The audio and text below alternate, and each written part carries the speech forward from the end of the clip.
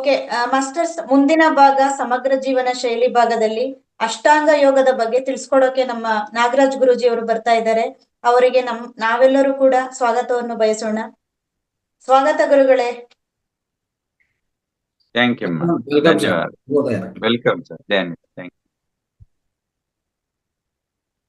ಕಣ್ಣು ಮುಚ್ಚೋಣ. ಒಮ್ಮೆ ಶ್ರೀ ಪತಂಜಲಿ ಮಹಾಮುನಿಗಳನ್ನ ಕಣ್ಮುಂದೆ ಅವರ ಸಜೀವ ಸ್ವರೂಪದಲ್ಲಿ ಸಾಕ್ಷೀಕರಿಸ್ಕೊಳ್ತಾ ಪ್ರಣವದೊಂದಿಗೆ ಅವ್ರಿಗೊಂದಿಗೆ ಪ್ರಾರ್ಥನೆ ಮಾಡೋಣ. ಪೂರಕ. ಓಂ ಯೋಗೇನ ಚಿತ್ತಸ್ಯ ಪದೇನ ವಾಚಾಂ ಮಲಂ ಶರೀರಸ್ಯ ಚ ವೈದ್ಯಕೇನ ಯೋಪಾಕರೋತ್ತಂ ಪ್ರವರಂ ಮುನೀನಾಂ ಪತಂಜಲಿಂ ಪ್ರಾಂಜಲಿರಾನತೋಸ್ಮಿ. ಆಬಾಹು ಪುರುಷಾಕಾರಂ ಶಂಖಚಕ್ರಾಸಿಧಾರಿಣಂ ಸಹಸ್ರಶಿರಸಂ ಶ್ವೇತಂ ಪ್ರಣಮಾಮಿ ಪತಂಜಲಿ. ಓಂ ಶಾಂತಿ ಶಾಂತಿ ಶಾಂತಿ. ಆತ್ಮೀಯರೇ, ನಾವು ಪತಂಜಲಿ ಮಹರ್ಷಿಗಳ ಅಷ್ಟಾಂಗ ಯೋಗದಲ್ಲಿ ಇದುವರೆಗೆ ಯಮ ಮತ್ತು ನಿಯಮ, ಯಮದಲ್ಲಿ ಬರ್ತಕ್ಕಂತಹ 5 ಅಂಶಗಳು ಯಾವ್ಯಾವುದು? ಒಂದ್ಸತಿ ಯಾರಾದ್ರೂ ಹೇಳ್ಬೋದಾ?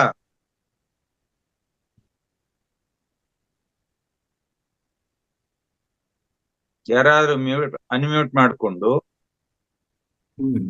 ಅಷ್ಟಾಂಗ ಯೋಗದಲ್ಲಿ ಯಮವನ್ನ ನಾವು ಅಧ್ಯಯನ ಮಾಡಿದೀವಿ. ಅದರಲ್ಲಿ ಬರ್ತಕ್ಕಂತಹ ಯಾವ್ದಾದ್ರು ಒಂದು ಅಂಶವನ್ನ ಹೇಳ್ಬೋದಾ? ಯಮ, ನಿಯಮ, ಆಸನ, ಪ್ರಾಣಾಯಾಮ. ಅದಾಯ್ತು. ಯಮದಲ್ಲಿ 5 ಅಂಶಗಳ ಬಗ್ಗೆ ನಾವು ಚರ್ಚೆ ಮಾಡಿದ್ದೀವಿ. ಆ 5ರಲ್ಲಿ ಯಾವ್ದಾದ್ರು ಒಂದು ಹೇಳ್ಬೋದಾ?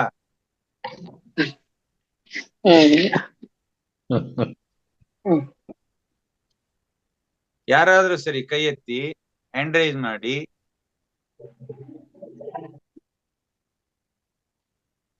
ಯಾರು ಕೈ ಎತ್ತಲಿಲ್ಲ, ಅದನ್ನ ನೆನಪಿನಲ್ಲಿ ಇಟ್ಕೊಂಡಿಲ್ಲ ಅಂತಂದ್ರೆ ಅಲ್ಲಿಗೆ ಇದನ್ನೆಲ್ಲ ಮಾಡಿ ಏನು ಪ್ರಯೋಜನವಿಲ್ಲ ಅಂತ ಆಯ್ತು ಅಷ್ಟೇ. ಮನನ ಇಲ್ಲ ಸರ್, ಓನ್ಲಿ ಶ್ರವಣ ಅಷ್ಟೇ. ಬರೀ ಶ್ರವಣದಿಂದ ಏನು ಆಗೋದಿಲ್ಲ. ಒಬ್ಬ ವ್ಯಕ್ತಿ ಏನಾದ್ರು ಒಂದಿಷ್ಟು ಸಾಧನೆ ಮಾಡ್ಬೇಕಾದ್ರೆ ಶ್ರವಣ, ಮನನ, ನಿಧಿಧ್ಯಾಸನ ಇವು 3 ಮಾಡ್ಬೇಕು. ಏನೋ ಬಂದಿದ್ದೀರಿ ಪಾಪ ನಿಮ್ ಕರ್ಮ ಹೇಳ್ಕೊಂಡು ಹೋಗಿ ಅನ್ನೋದಾದ್ರೆ ಅದೇನು ಉಪಯೋಗ? ಪ್ರತಿನಿತ್ಯವೂ ನಾವೇ ಹೇಳ್ಕೊಂಡು ಹೋಗೋದ್ರಲ್ಲಿ ಅರ್ಥವಿಲ್ಲ. ನಾವೇನ್ ಮಾಡ್ತೀವಿ ಅದರ ಫೀಡ್ಬ್ಯಾಕ್ ನೀವು ನಮಗ್ ಕೊಡ್ಬೇಕು. ಏನ್ ತಿಳ್ಕೊಂಡ್ರಿ? ಆದ್ರಿಂದ ನೀವು ಸಾಧ್ಯವಾದಷ್ಟು ಸ್ವಲ್ಪ ಮನನ ಮಾಡ್ಬೇಕು, ಗುರ್ತಾಕೋಬೇಕು. ಗುರ್ತಾಕೊಂಡು ಅದರಲ್ಲಿ ಯಾವ ವಿಚಾರವನ್ನ ಹೇಳಿದ್ರು ಅಥವಾ ಹಿಂದಿನ ದಿನ ನಡೆದಿರ್ತಕ್ಕಂತಹ ಆ ವಿಡಿಯೋವನ್ನ ಗಮನಿಸ್ಬೇಕು. ಮತ್ತೇನ್ ಮಾಡ್ತಾ ಇದ್ದೀರಿ ನೀವು? ಏನಪ್ಪಾ ನನಗೆ ಇಲ್ಲ ಸರ್, ನೆಕ್ಸ್ಟ್ ಏನಂದ್ರೆ ನೆಕ್ಸ್ಟ್ 365 ಅಲ್ಲಿ ಅದೇ ಆಗತ್ತೆ. ಪ್ರತಿಯೊಂದು ಮನನೇ, ಇನ್ನೇನು ಶ್ರವಣ ಇಲ್ಲ. ಶ್ರವಣ ಹೊಸದಾಗಿ ಶ್ರವಣ ಮಾಡ್ಕೊಂಡು ಏನ್ ಪ್ರಯೋಜನ ಇಲ್ಲ. ಮನನ ಮಾಡೋದೇ ಉತ್ತಮ ವಿಷಯ. ಕಲಿಬೇಕು. ಇದು ಹಾರ್ಟ್ ಶೇಪ್ ಇರ್ತದಲ್ಲ, ಪೂರ್ತಿ ಮನನ ಮಾಡಿದ್ರೆ ಅವಾಗ ಖಂಡಿತ ಒಳ್ಳೆ ರಿಸಲ್ಟ್ಸ್ ಬರುತ್ತೆ. ಇರ್ಲಿ, ನಾನೇ ಮತ್ತೊಂದ್ಸತಿ ರಿಪೀಟ್ ಮಾಡಿಬಿಡ್ತೇನೆ. ಯಮದಲ್ಲಿ ಮುಖ್ಯವಾಗಿ ನಾವು ನೋಡ್ತಕ್ಕಂಥದ್ದು ಅಹಿಂಸೆ, ಸತ್ಯ, ಅಸ್ಥೇಯ, ಬ್ರಹ್ಮಚರ್ಯ, ಅಪರಿಗ್ರಹ. ದಯಮಾಡಿ ಕಳೆದ ತಿಂಗಳು ನಡೆದಂತಹ ಆ ಒಂದು ವಿಡಿಯೋವನ್ನ ಸೇವ್ ಮಾಡಿಕೊಂಡು ಒಂದ್ಸತಿ ಕೇಳಿಸ್ಕೊಳ್ಳಿ, ಪೂರ್ಣ ಮನನ ಮಾಡಿ. ಇಲ್ಲ ಅಂತಂದ್ರೆ ಅದು ಏನು ಉಪಯೋಗ ಆಗೋದಿಲ್ಲ. ಎರಡನೇದಾಗಿ ನಿನ್ನೆ ತಾನೇ ನಾವು ಮಾಡಿದಂತಹದ್ದು ಏನು? ನಿಯಮ. ಅದರಲ್ಲಿ ಬರ್ತಕ್ಕಂಥದ್ದನ್ನ ಯಾವ್ದಾರು ಒಂದು ಹೇಳ್ಬೋದಾ? ಯಾರಾದ್ರೂ ಒಬ್ರು. ಯಾರು ಆನ್ ರೈಸ್ ಮಾಡ್ತಾ ಇಲ್ಲ, ಅದೇ ಪ್ರಾಬ್ಲಮ್. ಹ್ಮ್. ಅಶ್ವಿನಿ ಮೇಡಮ್, ನೀವೇಳಿ. ಗುರುಜಿ, ಅಂದ್ರೆ ಎಲ್ಲ ಗೊತ್ತಿದೆ, ಬಟ್ ಆದ್ರೆ ಈ ಕ್ಷಣದಲ್ಲಿ ಜ್ಞಾಪನಕ್ಕೆ ಬರ್ತಾ ಇಲ್ಲ. ತುಂಬಾ ಯಾವ್ದಾದ್ರು ಹೇಳಿದಂತಹ ಒಂದಂಶ ಇದೆ. ಹೇಳಿ. ನಾನು 5 ಸಂತೋಷವಾಗಿದ್ದೀರಾ? ಅಂಶದ ಬಗ್ಗೆ ವಿವರಣೆ ಸಂತೋಷವಾಗಿದ್ದೀರಾ? ಕೊಟ್ಟಿದ್ದೀನಿ. ಗುರುಜಿ.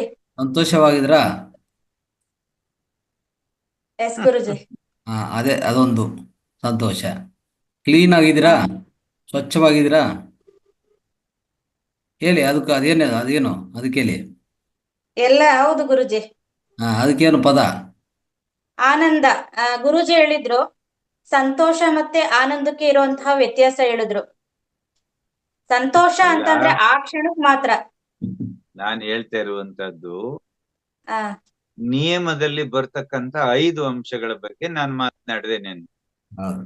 ಶೌಚ, ಸಂತೋಷ, ತಪಸ್ಸು, ಸ್ವಾಧ್ಯಾಯ, ಈಶ್ವರ ಪ್ರಣಿಧಾನ ಅಂತೇಳಿ 5 ಅಂಶಗಳ ಬಗ್ಗೆ ನಿನ್ನೆ ನಾವು ಸಾಕಷ್ಟು ಚರ್ಚೆ ಮಾಡಿದೀವಿ. 1.25 ಗಂಟೆ ಚರ್ಚೆ ಮಾಡಿದೀವಿ. ನಿನ್ನೆ ಬಹಳ ಬೇಗ ಅದು ವಿಡಿಯೋ ಕೂಡ ಬಂದಿತ್ತು. ಒಮ್ಮೆ ಒಂದ್ಸತಿ ಆನ್ ಮಾಡಿ ಮತ್ತೆ ಮತ್ತೆ ಕೇಳಿಸ್ಕೊಳ್ಳಿ. ನಿನ್ನೆ ಹೇಳಿದ್ರು ರಂಗನಾಥ್ ಜಿ ಅವರು, ಏನ್ ಹೇಳಿದ್ರು, ಈ ವಿಡಿಯೋ ಕೇವಲ ನಾವು ಮಾತ್ರ ಕೇಳಿಸ್ಕೊಳ್ಳೋದಲ್ಲ, ಮಿಕ್ಕವ್ರಿಗೂ ಕಳಿಸಿ, ಮಿಕ್ಕವರು ತಿಳ್ಕೊಳ್ಳಿ, ಇದನ್ನ ಮತ್ತೆ ಮತ್ತೆ ಕೇಳ್ತಾ ಹೋಗಿ ಅಂತ. ನಮ್ಗೆ ಏನೋ ಇಲ್ಲೊಂದು ಇಷ್ಟೊತ್ತಿರೋದೇ ಹೆಚ್ಚು, ಇನ್ ತಿರುಗಿ ಇದು ಯಾರ ಕೈಲಾಗತ್ತೆ ಅನ್ನುವಂತ ಭಾವನೆನ ಹೇಗೆ ಸಾಧ್ಯವಾದಷ್ಟು ಸ್ವಲ್ಪ ಪ್ರಯತ್ನ ಮಾಡಿ. ಇಲ್ಲ ಅಂತ ಹೇಳಿದ್ರೆ ನಾವು ಇಷ್ಟೆಲ್ಲ ಹೊಡ್ಕೊಂಡು ಕಂಠ ಶೋಷಣೆ ಮಾಡ್ಕೊಳ್ಳೋದ್ರಲ್ಲಿ ಯಾವ ಅರ್ಥವೂ ಇರೋದಿಲ್ಲ. ಕೇಳಿದ್ದನ್ನ ಸ್ವಲ್ಪ ಮನನ ಮಾಡೋದಕ್ಕೆ ಪ್ರಯತ್ನ ಮಾಡಿ. ಯಾಕೆಂತ ಹೇಳಿದ್ರೆ ನೀವು ಈ ವಿಚಾರಗಳನ್ನ ತಿಳಿಬೇಕು ಅಂತ ಹೇಳಿದ್ರೆ ಸಾವಿರಾರು ರೂಪಾಯಿ ಕೊಟ್ಕೊಂಡು ಹೋದ್ರು ನಿಮಗೆ ಈ ವಿಚಾರಗಳು ನಿಮ್ಗೆ ಸಿಕ್ಕೋದಿಲ್ಲ ಪರಿಪೂರ್ಣವಾಗಿ. ಇದನ್ನ ನಿಮ್ಮ ಮುಂದೆ ನಾನು 1 ಗಂಟೆ ಕಾಲ ನಾನು ಪ್ರವಚನ ಕೊಡ್ಬೇಕು ಅಂತ ಹೇಳಿದ್ರೆ ನಾನು ಅದರಿಂದ ಎಷ್ಟು ಪುಸ್ತಕಗಳನ್ನ ಓದಿರ್ತೀನಿ, ಎಷ್ಟು ಸಮಯವನ್ನ ನಾನು ವಿನಿಯೋಗ ಮಾಡಿರ್ತೀನಿ ಅನ್ನೋದು ನನಗೂ ಅಷ್ಟೇ ಗೊತ್ತಾಗೋದು.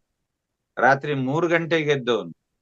ಯಾಕೆಂದ್ರೆ ಈ ವಯಸ್ಸಿನಲ್ಲಿ ಎಷ್ಟೇ ಓದಿದ್ರು ಮರ್ತೋಗುತ್ತೆ, ಎಷ್ಟೇ ತಿಳಿದ್ರು ಮರ್ತೋಗುತ್ತೆ. ಮತ್ತೆ ಪುಸ್ತಕ ನೋಡ್ಕೊಂಡು ಹೇಳೋ ಅಭ್ಯಾಸ ನನಗಿಲ್ಲ. ಹಾಗಾಗಿ 3 ಗಂಟೆ 10 ನಿಮಿಷಕ್ಕೆ ಎದ್ದವನು 5 ಗಂಟೆವರೆಗೂ ನಾನು ಅಧ್ಯಯನ ಮಾಡ್ತಾ ಇದ್ದು ಆಮೇಲೆ ನಾನು ಎದ್ದು ಯೋಗಾಭ್ಯಾಸಕ್ಕೆ ಹೋಗಿದ್ದೀನಿ. ಸೊ ಹಾಗಾಗಿ ನನ್ನ ಶ್ರಮ ಸಾರ್ಥಕವಾಗ್ಬೇಕು ಅಂತಂದ್ರೆ ನೀವು ಕೇಳಿದ್ದನ್ನ ಕನಿಷ್ಠ 1 ಅಂಶವನ್ನ ನೀವು ಹೇಳಿದ್ರೆ ಪರವಾಗಿಲ್ಲಪ್ಪ, ಒಬ್ರಿಗಾದ್ರೂ ಇದು ಮುಟ್ಟಿದೆ ಅಂತ ಹೇಳಿ ನನಗೊಂಥರ ಸಮಾಧಾನ ಆಗುತ್ತೆ. ಒಂದ್ಸತಿ ಇನ್ನೊಂದ್ಸತಿ ತಿಳ್ಕೊಳ್ಳಿ. ಏನೇದು? ಶೌಚ, ಸಂತೋಷ, ತಪಸ್ಸು, ಸ್ವಾಧ್ಯಾಯ ಮತ್ತು ಈಶ್ವರ ಪ್ರಣಿಧಾನ. ಈ 5 ಅಂಶಗಳಿಗೆ ನಿನ್ನೆ ನಾವು ಚರ್ಚೆಯನ್ನ ಮಾಡಿದ್ವಿ. ಸಾಕಷ್ಟು ವಿಷಯಗಳನ್ನ ಉದಾಹರಣೆಗಳ ಜೊತೆಯಲ್ಲಿ ಮನನ ಮಾಡ್ಕೊಂಡಿದ್ವಿ. ಈಗ ನಾವು ಹೋಗ್ಬೇಕಾಗಿರೋದು 3ನೆಯ ಅಂಗ. ಯಾವುದು? ಆಸನ. ಯಮ, ನಿಯಮ, ಆಸನ, ಮುಂದೆ ಪ್ರಾಣಾಯಾಮ, ಆಮೇಲೆ ಪ್ರತ್ಯಾಹಾರ, ಧಾರಣ, ಧ್ಯಾನ, ಸಮಾಧಿ. ಈ 8 ಅಂಗಗಳಲ್ಲಿ ಬರ್ತಕ್ಕಂತಹ 3ನೇ ಅಂಗವಾದ ಆಸನವೇ ಅತ್ಯಂತ ಶಾರೀರಿಕವಾಗಿ ನಾವು ಆಚರಣೆ ಮಾಡ್ತಾ ಇರ್ತಕ್ಕಂಥದ್ದು. ಯಮವನ್ನು ಬಿಟ್ಟಿದ್ದೀವಿ, ನಿಯಮವನ್ನು ಬಿಟ್ಟಿದ್ದೀವಿ, ಏಕ್ದಮ್ 3ನೇ ಹಂತಕ್ಕೆ ನೆಗೆದು ಬಿಟ್ಟಿದ್ದೀವಿ. ಆಸನ ಅಭ್ಯಾಸವನ್ನ ಮಾಡ್ತಾ ಇದ್ದೀವಿ. ಏನು ಆಸನ ಅಂತ ಹೇಳಿದ್ರೆ, ಈ ಯಮ ಮತ್ತು ನಿಯಮಗಳನ್ನ ಅನುಷ್ಠಾನ ಮಾಡುವುದರಿಂದ ಅದರ ಸಿದ್ಧಿಗಳನ್ನ ಮಾಡ್ಕೊಳ್ತಾ ಆಮೇಲೆ ಮುಂದೆ ನಾವು ಮಾಡ್ಬೇಕಾಗಿರ್ತಕ್ಕಂಥದ್ದೇ ಯೋಗಾಸನಗಳು. ಯೋಗಾಸನ, ಯೋಗ ಪ್ಲಸ್ ಆಸನ ಅಂದ್ರೆ ಯಾವುದಾದ್ರು ಒಂದು ಸ್ಥಿರವಾದ ಸುಖವನ್ನ ನೀಡ್ತಕ್ಕಂತಹ ಆಸನದಲ್ಲಿ ಕೂತ್ಕೊಂಡು ಧ್ಯಾನಕ್ಕೆ ಮತ್ತು ಆಧ್ಯಾತ್ಮಿಕ ಚಿಂತನೆಗೆ ಉತ್ತೇಜನ ಕೊಡ್ತಕ್ಕಂತ ಒಂದು ಸ್ಥಿತಿಯನ್ನೇ ಆಸನಗಳು ಅಂತೇಳಿ. ಸುಮಾರು ಈ ಆಸನಗಳು ಕೆಲವು ಗ್ರಂಥಗಳ ಪ್ರಕಾರ 12 ಲಕ್ಷಕ್ಕೂ ಮೀರಿದಾವೆ ಅಂತ ಹೇಳ್ತಾರೆ. ಆರಂಭದಲ್ಲಿ ಕೇವಲ 6 ಆಸನಗಳು ಸೃಷ್ಟಿಯಾಗಿದ್ದು ಆಧ್ಯಾತ್ಮ ಚಿಂತನೆಗೆ ಮತ್ತು ತಪಸ್ಸಿಗೆ ಬೇಕಾಗಿ ಸಂಶೋಧನೆ ಮಾಡಿದಂತಹದ್ದು ಮಹಾ ಋಷಿ ಮುನಿಗಳು ಕೇವಲ 6 ಆಸನಗಳು. ಆಮೇಲೆ ಬಂದಂತಹ ಸಾಧನೆಯನ್ನು ಮಾಡಿದಂತಹ ಸಾಧಕರು ಕೊನೆಯಲ್ಲಿ ಬರ್ತಾ ಬರ್ತಾ ಬರ್ತಾ ಈ ಸೃಷ್ಟಿಯಲ್ಲಿ ಏನೇನ್ ಇದಾವೆ, ಪಶು ಪಕ್ಷಿ ಪ್ರಾಣಿಗಳು, ಹಾವು ಮುಂಗುಸಿ ಮಿಡತೆ ಬೆಟ್ಟ ಗುಡ್ಡ ಎಲ್ಲವನ್ನು ಸೇರಿಸ್ಕೊಂಡು ಎಲ್ಲದರ ಹೆಸರಲ್ಲಿಯೂ ಕೂಡ ಆಸನಗಳನ್ನ ಮಾಡೋದಕ್ಕೆ ಪ್ರಯತ್ನ ಮಾಡಿ. ಅಂದ್ರೆ ಒಂದೊಂದು ಆಸನವನ್ನ ಮಾಡುವಾಗಲೂ ಕೂಡ ನಮ್ಮ ದೇಹದಲ್ಲಿರ್ತಕ್ಕಂಥ ನರನಾಡಿಗಳು, ಸ್ನಾಯು ಮಂಡಲಗಳು, ಅಸ್ಥಿ ಮಂಡಲಗಳು, ಅಸ್ಥಿಗಳಲ್ಲಿ ಉತ್ಪತ್ತಿ ಆಗ್ತಕ್ಕಂತಹ ಅಸ್ಥಿ ಮಜ್ಜೆ ಇರ್ಬೋದು, ಸೈನೋಫ್ಲೂಯಿಡ್ ಆಯಿಲ್ ಇರ್ಬೋದು, ಇವೆಲ್ಲವೂ ಸುಸ್ಥಿತಿಯಲ್ಲಿ ಕನಿಷ್ಠ ತಾನೇ ಒಳಗಡೆನೆ ಉತ್ಪತ್ತಿ ಆಗುವ ರೀತಿಯಲ್ಲಿ ನಾವು ಮಾಡ್ತಕ್ಕಂತಹ ಅಂಗ ವಿನ್ಯಾಸವನ್ನ ಆಸನಗಳು ಅಂತ ಹೇಳ್ತೀವಿ. ಯೋಗಾಭ್ಯಾಸವನ್ನ ಮಾಡೋದಕ್ಕೆ ಕುಳಿತುಕೊಳ್ತಕ್ಕಂಥ ಆಸನವನ್ನ ಒಂದು ವಿಧಾನವನ್ನೇ ಆಸನ ಅಂತ ಹೇಳ್ತೀವಿ. ಆಸನ ಶರೀರದಲ್ಲಿ ಕಂಪನವನ್ನ ಉಂಟು ಮಾಡದೆ ಸ್ಥಿರವಾಗಿರ್ಬೇಕು, ನಡುಕ ಬರಬಾರದು. ಯಾವುದೇ ಆಸನವನ್ನ ಮಾಡುವಾಗ ಶಿಥಿಲತೆ ಇರಬಾರ್ದು, ನಡುಕ ಬರಬಾರ್ದು, ಕಂಪನವಾಗಬಾರ್ದು. ಅದಕ್ಕೆ ಏನ್ ಹೇಳ್ತಾರೆ, ಸ್ಥಿರಂ ಸುಖಮಾಸನಂ ಅಂತ ಹೇಳ್ತಾರೆ. ಅದು ಸ್ಥಿರವಾಗಿಯೂ ಇರಬೇಕು ಮತ್ತೆ ಸುಖಪೂರ್ವಕವಾಗಿಯೂ ಇರಬೇಕು. ಅದನ್ನ ನಾವು ಆಸನ ಅಂತ ಹೇಳ್ತೀವಿ. ಆಸನ ಎಷ್ಟು ಮಟ್ಟಿಗೆ ಸ್ಥಿರವೂ ಸುಖವೂ ಆಗಿರಬೇಕು ಅಂತ ಹೇಳಿದ್ರೆ, ಯೋಗಾಭ್ಯಾಸ ಮಾಡುವಾಗ ಶರೀರದ ಅರಿವೇ ಇರಬಾರದು ಅವನಿಗೆ. ಅಂದ್ರೆ ಶರೀರದಲ್ಲಿ ಯಾವುದೇ ರೀತಿಯ ನೋವು ಕಾಣಿಸಬಾರದು. ಹಾಗಿರ್ಬೇಕಂತೆ ಆಸನಗಳು ಅಂತೇಳಿ. ಇದನ್ನ ಸಾಧನೆ ಮಾಡ್ಬೇಕಾದ್ರೆ ಮುಂದೆ ಅನೇಕ ಸೂತ್ರಗಳಲ್ಲಿ ಹೇಳ್ತಾರೆ.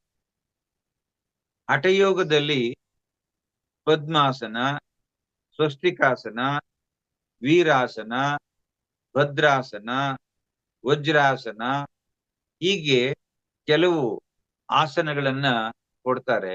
ಅದರಲ್ಲಿ ಪ್ರಧಾನವಾದಂತಹ ಮೊದಲನೇ ಆಸನವೇ ಪದ್ಮಾಸನ. ನೋಡಿ, ಪದ್ಮಾಸನವನ್ನ ಯಾರಾದ್ರೂ ಸರಿ ಹಾಕಿ ಅಭ್ಯಾಸ ಮಾಡಿ ನೋಡಿ, ಬೆನ್ನು ನೇರ ಆಗತ್ತೆ. ಪದ್ಮಾಸನ ಹಾಕಿದಾಗ ಬೆನ್ನು ಗೂನ್ ಬೆನ್ನು ಆಗೋದಿಲ್ಲ, ಬೆನ್ನು ಎಷ್ಟು ಸಾಧ್ಯವಷ್ಟು ನೆಟ್ಟಗಾಗತ್ತೆ. ಆದ್ರಿಂದ ಯೋಗಾಭ್ಯಾಸಕ್ಕೆ ಅತ್ಯಂತ ಪ್ರಶಸ್ತವಾದದ್ದು. ಅಂದ್ರೆ ಇಲ್ಲಿ ಯೋಗಾಭ್ಯಾಸ ಅಂದ್ರೆ ಆಸನಗಳಿಗೆ ಅಷ್ಟಕ್ಕೆ ಅಸೀಮಿತವಲ್ಲ. ಧ್ಯಾನ ಮತ್ತು ಪ್ರಾಣಾಯಾಮಗಳನ್ನ ಮಾಡುವ ಸಂದರ್ಭದಲ್ಲಿ ನಮಗೆ ಅತ್ಯಂತ ಉಪಯುಕ್ತವಾದದ್ದು, ಮಹತ್ತರವಾದದ್ದು ಅಂತಂದ್ರೆ ಅದು ಪದ್ಮಾಸನ. ಇಲ್ಲಿ ಆಸನಗಳನ್ನ ಅಭ್ಯಾಸ ಮಾಡುವಾಗ ನಮಗೆ ಆ ಪ್ರಯತ್ನವನ್ನ ಶಿಥಿಲಗೊಳಿಸುವುದರಿಂದಲೂ ಅನಂತದಲ್ಲಿ ಚಿತ್ತವನ್ನ ನೆಲೆಗೊಳಿಸುವುದರಿಂದಲೂ ಆಸನ ಸ್ಥಿರವಾಗಿರುತ್ತೆ ಮತ್ತು ಸುಖವಾಗಿರುತ್ತೆ. ಏನು ಶಿಥಿಲಗೊಳಿಸೋದು ಅಂದ್ರೆ ಏನು? ಅಂಗಾಂಗಗಳನ್ನ ಸಡಿಲಗೊಳಿಸ್ಬೇಕು, ಬಿಗಿ ಹಿಡಿತ ಮಾಡಬಾರದು. ಯಾವುದೇ ಆಸನವನ್ನ ಮಾಡುವಾಗ ನಮ್ಮ ದೇಹದಲ್ಲಿರ್ತಕ್ಕಂಥ ಸ್ನಾಯು ಮಂಡಲ, ಅಸ್ಥಿ ಮಂಡಲಗಳಲ್ಲಿ ಬಿಗಿ ಹಿಡಿತವನ್ನ ಮಾಡದೆ ಸರಳವಾಗಿ ಸಹಜವಾಗಿ, ಹೇಗೆ ನಾವು ಧ್ಯಾನವನ್ನ ಮಾಡ್ಲಿಕ್ಕೆ ಸರಳವಾದ ಸಹಜವಾದ ಉಸಿರಾಟವನ್ನು ಮಾಡಿ ಅಂತ ನಾವು ಹೇಗೆ ಹೇಳ್ತೀವಿ, ಹಾಗೆ ಸರಳವಾಗಿ ಸಹಜವಾಗಿ ಮಾಡಿದಾಗ ನಮ್ಮ ಆಸನಗಳು ಪರಿಪೂರ್ಣ ಸ್ಥಿತಿಗೆ ಬರುತ್ತೆ. ಹಾಗೆ ಈ ರೀತಿ ಅಂಗಾಂಗಗಳನ್ನ ಸಡಿಲಗೊಳಿಸ್ಕೊಂಡು ಅದನ್ನ ನಾವು ವಿನ್ಯಾಸಗೊಳಿಸುವಾಗ ಮಾನಸಿಕವಾಗಿ ಕೂಡ ನಾವು ಉಲ್ಲಾಸವನ್ನ ಹೊಂದ್ತೀವಿ. ಮೊದಲೇ ಹೇಳಿದೆ, ಸ್ಥಿರಂ ಸುಖಮಾಸನಂ ಅಂತ. ಸ್ಥಿರವಾಗೂ ಇರುತ್ತೆ ಮತ್ತೆ ಮನಸ್ಸಿಗೆ ಸುಖವನ್ನ ಕೊಡುತ್ತೆ, ಆನಂದವನ್ನ ಕೊಡುತ್ತೆ. ಆಹಾ ಎಷ್ಟು ಚೆನ್ನಾಗಿದೆ, ಎಷ್ಟು ಚಂದ ನಾನ್ ಮಾಡಿದ್ದೀನಿ ಅನ್ನುವಂತೆ ಇರುತ್ತೆ. ಮತ್ತೆ ಇಲ್ಲಿ ಮಾನಸಿಕವಾಗಿ ನಾವು ಏನೋ ಮಹಾ ದೊಡ್ಡದಾಗಿ ಮಾಡ್ತಾ ಇದ್ದೀವಿ ಅಂತಕ್ಕಂಥದ್ದನ್ನ ತ್ಯಜಿಸಬೇಕು. ಮತ್ತೆ ಆ ಬಿಗಿ ಹಿಡಿತವನ್ನು ಕೂಡ ತ್ಯಜಿಸಬೇಕು. ಅನಂತವಾದ ಆಕಾಶದಲ್ಲಿ, ಅಂದ್ರೆ ನಾನು ಈ ದೇಹವಲ್ಲ, ನಾನು ಇಡೀ ಬ್ರಹ್ಮಾಂಡವನ್ನ ಆವರಿಸ್ಕೊಂಡಿರ್ತಕ್ಕಂಥ ಅನಂತ ಅಂತಕ್ಕಂಥ ಭಾವದಿಂದ ನಾವು ಆಸನಾಭ್ಯಾಸವನ್ನ ಮಾಡಿದಾಗ ನಮ್ಮ ದೇಹದಲ್ಲಿ ಯಾವುದೇ ರೀತಿಯ ಬಾಧೆ ನಮ್ಗೆ ಕಾಣಿಸೋದಿಲ್ಲ. ದೇಹ ಭಾವನೆ ಉಂಟಾಗುವುದಿಲ್ಲ. ದೇಹ ಭಾವನೆ ಉಂಟಾಗಲೇಬಾರದು. ಮತ್ತೆ ದೇಹದ ಬಗ್ಗೆ ಮರವಾಗುತ್ತೆ.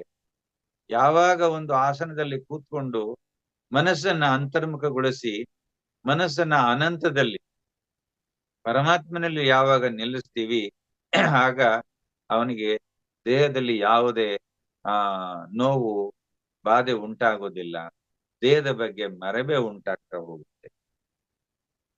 ಇಡೀ ವಿಶ್ವವನ್ನೇ ಹೇಳ್ತಾರೆ ಪುರಾಣದಲ್ಲಿ, ಇಡೀ ವಿಶ್ವವನ್ನೇ ಆದಿಶೇಷ ತನ್ನ 1000 ಹೆಡೆಗಳ ಮೇಲೆ ಹೊತ್ಕೊಂಡಿದ್ದಾನೆ ಅಂತ ಹೇಳ್ತಾರೆ, ಇಡೀ ಬ್ರಹ್ಮಾಂಡವನ್ನು.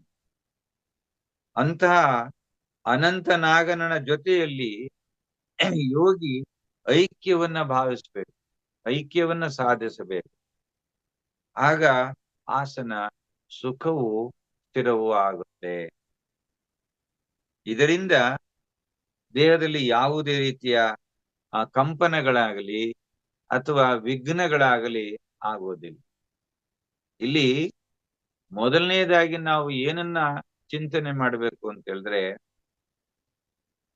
ದೇಹ ಪಾಪ ಅದು ಜಡ ಶರೀರ, ಮನಸ್ಸು ಮಾಡಬೇಕು. ಮನಸ್ಸಿನಲ್ಲಿ ನಾವು ತಂದ್ಕೋಬೇಕು ಏನಂತ, ನಾನು ಯೋಗಾಭ್ಯಾಸವನ್ನ ಮಾಡ್ತಾ ಇದ್ದೇನೆ ಅನ್ನುವಂಥದ್ದು ಮನಸ್ಸಿಗೆ ಬರಬೇಕು. ಮನಸ್ಸಿಗೆ ಬಂದಾಗ ಅದು ತನ್ನಷ್ಟಕ್ಕೆ ತಾನೇ ಅಂಗಗಳು ತನ್ನ ಸ್ಥಿತಿಗೆ ಬರ್ತವೆ. ಹಾಗೆ ಯಾವ ಆಸನ ಮಾಡುವಾಗ ಸುಖವಾಗಿ ಬ್ರಹ್ಮಚಿಂತನೆಯನ್ನ ಮಾಡುವುದಕ್ಕೆ ಸಹಾಯಕವಾಗುತ್ತೋ ಅದೇ ನಿಜವಾದ ಆಸನ ಅಂತ ಹೇಳ್ತಕ್ಕಂಥ ಮಾತನ್ನ ತೇಜೋ ಬಿಂದು ಉಪನಿಷತ್ ಅಂತಕ್ಕಂಥದ್ದು ಹೇಳುತ್ತೆ. ಏನ್ ಹೇಳುತ್ತೆ ಅಂತಂದ್ರೆ, ಸುಖೇನೈವ ಭವೇದ್ಯಸ್ಮಿನ್ ಅಜಸ್ರಂ ಬ್ರಹ್ಮಚಿಂತನಂ ಆಸನಂ ತದ್ವಿಜಾನೀಯ ಧನ್ಯು ಸುಖ ವಿನಾಶನಂ. ಅಂದ್ರೆ ಶೀತ, ಉಷ್ಣ, ಸುಖ, ದುಃಖ, ಹಸಿವು, ಬಾಯಾರಿಕೆ, ಮಾನ, ಅಪಮಾನ ಇದೆಲ್ಲದರ ದ್ವಂದ್ವಗಳಿಂದ ನಾವು ಮನಸ್ಸನ್ನ ವಿಚಲಿತಗೊಳಿಸ್ತಾ ಇರ್ತಕ್ಕಂಥ ರೀತಿಯೇ ಆಸನ. ಈ ಆಸನಗಳೆಲ್ಲವೂ ಕೂಡ, ಒಂದೊಂದು ಆಸನವೂ ಕೂಡ ದೇಹ ಮತ್ತು ಮನಸ್ಸನ್ನ ಸಮನ್ವಯಗೊಳಿಸ್ತಾ ಹೋಗುತ್ತೆ. ಉದಾಹರಣೆಗೆ ವೃಕ್ಷಾಸನವನ್ನ ಮಾಡ್ತೀವಿ, ಒಂಟಿ ಕಾಲಿನಲ್ಲಿ ನಿಂತ್ಕೊಂಡು. ಒಂಟಿ ಕಾಲಿನಲ್ಲಿ ನಿಂತ್ಕೊಂಡು ವೃಕ್ಷಾಸನವನ್ನು ಮಾಡೋದು ಬಹಳ ಸರಳವಾದ ವಿಚಾರವಲ್ಲ. ಮನಸ್ಸು ಚಂಚಲವಾಗ್ಬಿಟ್ರೆ ಮರ ಅಳ್ಳಾಡ್ಬಿಡುತ್ತೆ, ಒಂಟಿ ಕಾಲಿನಲ್ಲಿ ಅಳ್ಳಾಡ್ಬಿಡುತ್ತೆ. ಅದೇ ಯಾವ್ದಾದ್ರು ಒಂದು ಆಬ್ಜೆಕ್ಟ್ ಅಲ್ಲಿ, ಒಂದು ವಸ್ತುವಿನಲ್ಲಿ ಕಣ್ಮುಂದೆ ಅದನ್ನ ಅಲ್ಲಿ ಮನಸ್ಸನ್ನ ಕೇಂದ್ರೀಕರಿಸ್ಕೊಂಡು ನಿಂತ್ಕೊಂಡಾಗ ಆ ಆಸನ ಹಾಗೆ ಸ್ಥಿರವಾಗಿರುತ್ತೆ. ಗಂಟೆಗಟ್ಲೆ ಕೂಡ ನಿಂತ್ಕೊಳ್ತಾರೆ, ಕೆಲವರು ದಿನಗಟ್ಲೆ ನಿಂತ್ಕೊಳ್ತಾರೆ. ಇದೆಲ್ಲ ಯಾವುದರಿಂದ ಸಾಧ್ಯವಾಗುತ್ತೆ ಅಂತ ಹೇಳಿದ್ರೆ, ಮನಸ್ಸು ಸಂಪೂರ್ಣವಾಗಿ ಒಂದು ಕಡೆ ನಿಂತಾಗ, ಸ್ಥಿರವಾದಾಗ, ಏಕಾಗ್ರಗೊಳಿಸಿದಾಗ ಮನಸ್ಸು ಯಾವಾಗ ಚಂಚಲವಾಗೋದಿಲ್ವೋ ಅದಕ್ಕೆ ಅದನ್ನ ವೇದಾಂತದಲ್ಲಿ ನಿರ್ವಾತ ದೀಪದಂತೆ ಅಂತ ಹೇಳ್ತಾರೆ. ದೇವರ ಮುಂದೆ ಹಚ್ಚಿದಂತಹ ದೀಪ ದೇವರ ಮನೆಯಲ್ಲಿ ನೇರವಾಗಿ ಉರಿತಾ ಇರುತ್ತೆ. ಅದು ಯಾವುದೇ ರೀತಿಯ ಅಲುಗಾಟ ಇರೋದಿಲ್ಲ. ಮತ್ತೆ ಬೆಳಿಗ್ಗೆ 6 ಗಂಟೆಗೆ ಅಥವಾ 5 ಗಂಟೆಗೆ ದೀಪ ಹಚ್ಚಿಬಿಟ್ರೆ ಒಂದು ದಿನ 10 ಗಂಟೆ 11 ಗಂಟೆ 12 ಗಂಟೆ ತನಕನೂ ಕೂಡ ಉರಿತಾ ಇರುತ್ತೆ. ಅದೇ ಗಾಳಿಗೊಡ್ಡಿದ ದೀಪದಂತೆ ನಮ್ಮ ಬಾಳುವೆ ಅಂತೇಳಿ ಒಂದು ಹಾಡು ಹೇಳ್ತಾರೆ. ದೀಪವನ್ನ ಹಚ್ಬಿಟ್ಟು ಅಂಗಳದಲ್ಲಿ ನಾವೆಲ್ಲ ದೀಪಾವಳಿ ಆಚರಿಸಿದೀವಿ ಕಳೆದ ತಿಂಗಳು. ಎಷ್ಟೊತ್ತು ಉರಿತಾ ಇತ್ತು?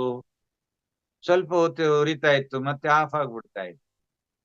ಹಾಗೆ ಆ ಗಾಳಿ ಬೀಸಿದಾಗ ಹೇಗೆ ಆ ದೀಪದ ಜ್ವಾಲೆ ಅಲುಗಾಡೋದು ಮತ್ತು ಕೆಟ್ಟೋಗೋದು ಆಫ್ ಆಗೋದು ಆಗ್ತಾ ಇರುತ್ತೋ, ಹಾಗೆ ಆಗದಂತೆ ಮನಸ್ಸನ್ನ ನಿರ್ವಾತ ದೀಪದಂತೆ ನಿಲ್ಲಿಸ್ಕೊಳ್ಳೋದಕ್ಕೆ ಯಾವ ಯಾವ ಆಸನಗಳು ಸಹಾಯವನ್ನ ಮಾಡ್ತವೋ ಅವನ್ನೇ ನಾವು ಆಸನಗಳು ಅಂತ ಹೇಳ್ತೀವಿ. ಇಲ್ಲಿ ನಾವು ಕೆಲವು ಆಸನಗಳನ್ನ ದೇಹದ ಸಾಮ್ಯಕ್ಕಾಗಿ, ದೇಹದ ಆರೋಗ್ಯಕ್ಕೋಸ್ಕರ, ಏನು ನರನಾಡಿಗಳನ್ನ ಸಂಪೂರ್ಣವಾಗಿ ವಿಕಸಿತಗೊಳಿಸಿ ಪ್ರಾಣಶಕ್ತಿ ಸಂಚಾರಕ್ಕೆ ಯಾವುದೇ ರೀತಿಯ ಅಡೆತಡೆ ಉಂಟಾಗದಂತೆ ನಾವು ಏನು ವಿನ್ಯಾಸಗೊಳಿಸ್ತೀವಿ ಅದೇ ಯೋಗಾಸನ. ಯೋಗ ಆಸನಗಳು ಮಾಡುವುದು ಕೇವಲ ಬ್ರಹ್ಮಚಿಂತನೆಯನ್ನ ಮಾಡ್ಲಿಕ್ಕೆ, ತಪಸ್ಸನ್ನ ಮಾಡ್ಲಿಕ್ಕೆ, ಧ್ಯಾನವನ್ನ ಮಾಡ್ಲಿಕ್ಕೆ ಯಾವುದು ಸಹಾಯವನ್ನ ಮಾಡ್ತದೋ ಅದನ್ನೇ ಆಸನ ಅಂತ ಹೇಳ್ತೀವಿ. ನಾನು ಮೊದಲೇ ಹೇಳಿದೆ 12 ಲಕ್ಷ ಆಸನಗಳು ಅಂತ ಹೇಳ್ತೀವಿ. ಒಂದು ಆಸನ ನಮಗೆ ಸಿದ್ಧಿ ಆಗ್ಬೇಕು ಅಂತ ಹೇಳಿದ್ರೆ ನಿರ್ದಿಷ್ಟ ವೇಳೆಯಲ್ಲಿ, ನಿರ್ದಿಷ್ಟ ಸ್ಥಳದಲ್ಲಿ, ನಿರ್ದಿಷ್ಟ ಸಮಯದ ಕಾಲ, ಸುಮಾರು 12 ವರ್ಷಗಳ ಕಾಲ ನಿರಂತರವಾಗಿ ಮಾಡಿದಾಗ ಮಾತ್ರ ಒಂದು ಆಸನ ಸಿದ್ಧಿ ಆಗುತ್ತೆ ಅಂತ ಹೇಳ್ತಾರೆ. ಅಂದ್ರೆ ಇಡೀ 12 ವರ್ಷಗಳ ಕಾಲ ಒಂದೇ ಆಸನದಲ್ಲಿ ಇರೋದಲ್ಲ, ನಿರಂತರವಾಗಿ ಪ್ರತಿನಿತ್ಯವೂ ಮಾಡ್ತಾ ಹೋಗ್ಬೇಕು. ನಮ್ಮಲ್ಲಿ ಏನ್ ಮಾಡ್ತಾರೆ, ಒಂದ್ 4 ದಿವಸ ಬರ್ತಾರೆ, ಆಮೇಲೆ ಮಳೆ ಬಂದ್ಬಿಟ್ರೆ ಸ್ವಲ್ಪ ಮಳೆ ಬಂದ್ಬಿಡ್ತು ಗುರುಗಳೇ ಬರೋಕಾಗ್ತಾ ಇಲ್ಲ ಅಂತ ಮೆಸೇಜ್ ಹಾಕ್ತಾರೆ. ಕರೆಂಟ್ ಹೊರಟೋಗಿದ್ರೆ ಗುರುಗಳೇ ಕರೆಂಟ್ ಹೊರಟೋಗಿದೆ ಇವತ್ತು ಬರೋಕಾಗ್ತಾ ಇಲ್ಲ ಅಂತ ಫೋನ್ ಮಾಡ್ತಾರೆ. ಕರೆಂಟ್ ಹೊರಟೋಗೋದಕ್ಕೂ ಮಳೆ ಬರೋದಕ್ಕೂ ಯಾವುದೇ ಅಡ್ಡಿಯೂ ಇಲ್ಲ, ನೆಪ ಅಷ್ಟೇ. ಆದ್ರಿಂದ ನಾವು ಆಧ್ಯಾತ್ಮವನ್ನ ಸಾಧನೆ ಮಾಡ್ತಕ್ಕಂಥ ವ್ಯಕ್ತಿಗೆ ಯಾವುದೇ ರೀತಿಯ ಅಡ್ಡಿ ಆತಂಕವು ಬರೋದಿಲ್ಲ. ಬಂದ್ರು ಅದನ್ನೆಲ್ಲವನ್ನ ಜಯಿಸ್ಕೊಂಡು ಹೋಗ್ಬೇಕು. ಅದಕ್ಕೆ ಹೇಳ್ತಾರೆ ಯೋಗ ಸಾಧನೆಯ ಮಾರ್ಗ ಅದು ಹೂವು ಹಾಸಿನ ಮಾರ್ಗವಲ್ಲ, ಅದು ಪೂರ್ಣ ಕಲ್ಲು ಮುಳ್ಳುಗಳಿಂದ ತುಂಬಿರ್ತಕ್ಕಂತಹ ಹಾದಿಯಿಂದ. ಯೋಗಾಭ್ಯಾಸವನ್ನ ಮಾಡ್ತಕ್ಕಂಥ ವ್ಯಕ್ತಿಗೆ ಅನೇಕ ಅಡ್ಡಿ ಆತಂಕಗಳು ಬರ್ತವೆ.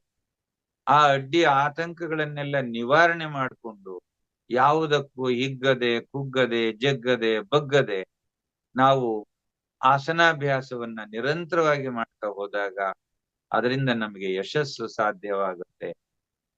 ಆದ್ರಿಂದ ಎಲ್ಲರೂ ಕೂಡ ಅರ್ಥ ಮಾಡ್ಕೊಳ್ಳಿ, ಸ್ವಲ್ಪ ಪ್ರಯತ್ನ ಮಾಡಿ. ಯಾಕಂತ ಹೇಳಿದ್ರೆ ಈ ಒಂದು ಮಹಾವತಾರ್ ಫೌಂಡೇಶನ್ ನಲ್ಲಿ ನಿಮಗೆ ಯಾವುದೇ ಪ್ರತಿಫಲಾಪೇಕ್ಷೆ ಇಲ್ಲದೆ, ಯಾವುದೇ ಫೀಸನ್ನ ಶುಲ್ಕವನ್ನ ನಿಮಗೆ ನಿಮ್ಮ ಹತ್ರ ತೆಗೆದುಕೊಳ್ಳದೆ ಉಚಿತವಾಗಿ ಕೊಡ್ತಾ ಇದ್ದೀವಿ ಅಂತ ಹೇಳಿದ್ರೆ ಇದನ್ನ ನೀವು ಬಹಳ ತುಂಬಾ ಸರಳವಾಗಿ ರಿಸೀವ್ ಮಾಡ್ಕೊಳ್ತಾ ಇದ್ದೀರಿ ಅಂತ ಅನ್ಸುತ್ತೆ. ಶ್ರದ್ಧಾಪೂರ್ವಕವಾಗಿ ಇದನ್ನ ಇಳಿಸ್ಕೋಬೇಕು, ಶ್ರದ್ಧಾಪೂರ್ವಕವಾಗಿ ಅಧ್ಯಯನ ಮಾಡ್ಬೇಕು, ಸ್ವಾಧ್ಯಾಯ ಮಾಡ್ಬೇಕು. ಆ ನಿಯಮದಲ್ಲಿ ಅದನ್ನೇ ಹೇಳೋದು. ಸ್ವಾಧ್ಯಾಯ ಬಹಳ ಮುಖ್ಯ. ಶ್ರವಣ, ಮನನ, ನಿಧಿಧ್ಯಾಸನ. ನಿಧಿಧ್ಯಾಸನೇ ಸ್ವಾಧ್ಯಾಯ. ಅದನ್ನ ಮಾಡ್ಲಿಲ್ಲ ಅಂತ ಹೇಳಿದ್ರೆ ನೀವು ಜೀವನದಲ್ಲಿ ಏನನ್ನೂ ಸಾಧನೆ ಮಾಡ್ಲಿಕ್ಕೆ ಆಗೋದಿಲ್ಲ. ಅದರಲ್ಲೂ ವಿಶೇಷವಾಗಿ ಯೋಗ ಸಾಧನೆಯನ್ನ ಯಾರು ಮಾಡ್ತಾನೋ ಅವನು ಜೀವನದಲ್ಲಿ ಸದಾ ಸನ್ಮುಖಿಯಾಗಿರ್ತಾನೆ, ಸದಾ ಸಂತೋಷವಾಗಿರ್ತಾನೆ. ಅವನಿಗೆ ಎಂತಹ ಕಷ್ಟ ನಷ್ಟಗಳು, ದುಃಖ ದುಮ್ಮಾನಗಳು, ನೋವುಗಳು ಬಂದ್ರೂ ಕೂಡ ಅದೆಲ್ಲವನ್ನ ಸಹಿಸಿಕೊಂಡು ಅದ್ಯಾವುದಕ್ಕೂ ಹಿಗ್ಗದೆ ಕುಗ್ಗದೆ ಮುಂದೆ ಹೋಗ್ತಕ್ಕಂಥ ಪ್ರಯತ್ನವನ್ನ ಅವನು ಮಾಡ್ತಾನೆ. ಆದ್ರಿಂದ ಆತ್ಮೀಯರೇ, ಎಷ್ಟು ಸಾಧ್ಯವೋ ಅಷ್ಟು ಆಸನಾಭ್ಯಾಸವನ್ನ ಮಾಡುವಾಗ ನೀವು ಈ ಎಲ್ಲ ಆ ಸದ್ಚಿಂತನೆಗಳನ್ನ ಇಟ್ಕೋಬೇಕು. ಮತ್ತೆ ಗ್ರಂಥಗಳನ್ನ ಅಧ್ಯಯನ ಮಾಡಿ, ಏನು ಆಸನಾಭ್ಯಾಸಕ್ಕೆ ಪತಂಜಲಿ ಮಹರ್ಷಿಗಳ ಅಷ್ಟಾಂಗ ಯೋಗ, ಪತಂಜಲಿ ಮಹರ್ಷಿಗಳ ನೋಡಿ ಪತಂಜಲಿ ಮಹರ್ಷಿಯ ಯೋಗ ಸೂತ್ರಗಳು ಅಂತೇಳಿ ಇಲ್ಲಿ ಗ್ರಂಥ ಇದೆ. ಮತ್ತೆ ಯೋಗ ವಾಹಿನಿ ಅಂತಕ್ಕಂತ ಗ್ರಂಥಗಳಿದಾವೆ. ಇವೆಲ್ಲವನ್ನ ನೀವು ಅಧ್ಯಯನ ಮಾಡಬೇಕು. ಅಧ್ಯಯನ ಮಾಡಿದಾಗ ನಿಮ್ಮಲ್ಲಿ ಇರ್ತಕ್ಕಂತಹ ಏನು ಈ ಉಡಾಫೆ ಅಂತ ಹೇಳ್ತೀವಲ್ಲ ಅದು, ಅಥವಾ ಅದನ್ನ ಸರಿಯಾಗಿ ಉಪಯೋಗಿಸ್ಕೊಳ್ಳದೆ ಇರ್ತಕ್ಕಂಥದ್ದು, ಇದೆಲ್ಲವೂ ಹೋಗುತ್ತೆ. ನೀವೇನೇ ಮಾಡಿದ್ರು ಕೂಡ ಈಗ ನಮ್ಮ ಮಹಾವತಾರ್ ಫೌಂಡೇಶನ್ ನಿಂದ ಏನು ಸ್ಪಿರಿಚುವಲ್ ಗಾರ್ಡನಿಂಗ್ ಮಾಡಿದ್ದಾರೆ. ಶ್ರದ್ಧಾಪೂರ್ವಕವಾಗಿ ತಮ್ಮ ಆ ತನು ಮನ ಧನಗಳು ಎಲ್ಲವನ್ನ ಅಲ್ಲಿ ಪ್ರಯೋಗ ಮಾಡಿರೋದ್ರಿಂದ ಅಲ್ಲಿ ಉತ್ತಮವಾದಂತಹ ಬೆಳೆ ಬರ್ತಾ ಇದೆ, ಶಕ್ತಿಯುತವಾದ ಬೆಳೆ ಬರ್ತಾ ಇದೆ. ಆ ಬೆಳೆಗಳು, ಆ ಫಲಗಳು ಅಮೃತಕ್ಕೆ ಸಮಾನವಾಗಿದ್ದಾವೆ. ಅಂತಹ ಪದಾರ್ಥವನ್ನು ನಾವು ಆಹಾರದ ರೂಪದಲ್ಲಿ ಸೇವನೆ ಮಾಡಿದಾಗ ನಮ್ಮಲ್ಲಿ ಕೂಡ ಆ ಸತ್ವಯುತವಾದಂತಹ ಶಾಂತಿ ನೆಲೆಸುತ್ತೆ. ಆದ್ರಿಂದ ಇಲ್ಲಿ ನಾವು ಯೋಗದ ಕೃಷಿಯನ್ನ ಮಾಡ್ತಾ ಇದ್ದೀವಿ. ಅಲ್ಲಿ ಆ ಕೃಷಿ, ಇಲ್ಲಿ ಈ ಕೃಷಿ, ಧ್ಯಾನದ ಕೃಷಿ ಎಲ್ಲವನ್ನ ಸಮಗ್ರವಾಗಿ ನಿಮಗೆ ಕೊಡ್ತಾ ಇರುವಾಗ ನೀವು ಇದನ್ನ ಎಷ್ಟು ಆಸಕ್ತಿಯಿಂದ ತಗೋಬೇಕು, ಸ್ವಲ್ಪ ಚಿಂತನೆ ಮಾಡಿ. ಸಾವಿರಾರು ಅಲ್ಲ ಲಕ್ಷಗಟ್ಲೆ ಖರ್ಚು ಮಾಡ್ಕೊಂಡು ಎಲ್ಲೆಲ್ಲೋ ಹೋಗ್ಬೇಕು. ಯಾರೋ ಹೇಳ್ತಾ ಇದ್ರು ಮೊನ್ನೆ, ಈ ಮರ್ಮ ಥೆರಪಿಯನ್ನ ಕಲಿಬೇಕು ಅಂತ ಹೇಳಿದ್ರೆ ತಮಿಳ್ನಾಡಿಗೆ ಹೋಗ್ಬೇಕು. ಅಲ್ಲಿ ಯಾರೋ ಒಬ್ರು ಇದ್ದಾರೆ, ಅವ್ರಿಗೆ 45,000 50,000 ಫೀಸ್ ಕಟ್ಕೊಂಡು ವಾರದಲ್ಲಿ 2 ದಿವಸ ಹೋಗಿ ಅಭ್ಯಾಸ ಮಾಡ್ಬೇಕು ಅಂತ. ನೋಡಿ, ನೀವು ಕರೆಕ್ಟಾಗಿ ಯೋಗವನ್ನ ಅಧ್ಯಯನ ಮಾಡಿದ್ದೆ ಆದ್ರೆ, ಯೋಗಾಭ್ಯಾಸವನ್ನ, ಪ್ರಾಣಾಯಾಮವನ್ನ ನಿರಂತರವಾಗಿ ನೀವು ಕರೆಕ್ಟಾಗಿ ಕ್ರಮಬದ್ಧವಾಗಿ ಅಧ್ಯಯನ ಮಾಡಿದ್ರೆ, ಅಭ್ಯಾಸ ಮಾಡಿದ್ರೆ ನಿಮ್ಗೆ ಆ ಸಮಸ್ಯೆ ಬರೋದೇ ಇಲ್ಲ, ಬೇಕಾಗಿಲ್ಲ. ಈಗ ನಾವು ಪ್ರಾಣಾಯಾಮದ ಕಡೆಗೆ ಸ್ವಲ್ಪ ಗಮನವನ್ನ ಕೊಡೋಣ. ಇನ್ನು ಸಾಕಷ್ಟು ಸಮಯ ಇದೆ. ಅಥವಾ ಆಸನದ ಬಗ್ಗೆ ಏನಾದ್ರು ಪ್ರಶ್ನೆ ಕೇಳೋದಿದ್ರೆ ಕೇಳ್ಬಿಡಿ, ನಂತರ ಪ್ರಾಣಾಯಾಮದ ವಿಚಾರಕ್ಕೆ ಹೋಗೋಣ.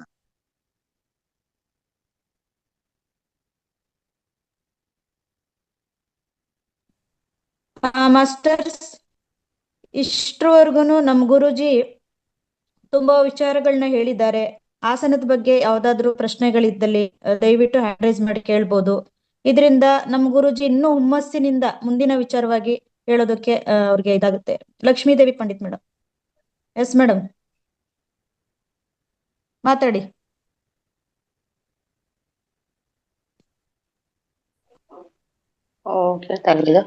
ನಮಸ್ತೆ ಸರ್. ನಮಸ್ಕಾರ, ಹೇಳಿ. ನಮಸ್ತೆ ಗುರುಜಿ.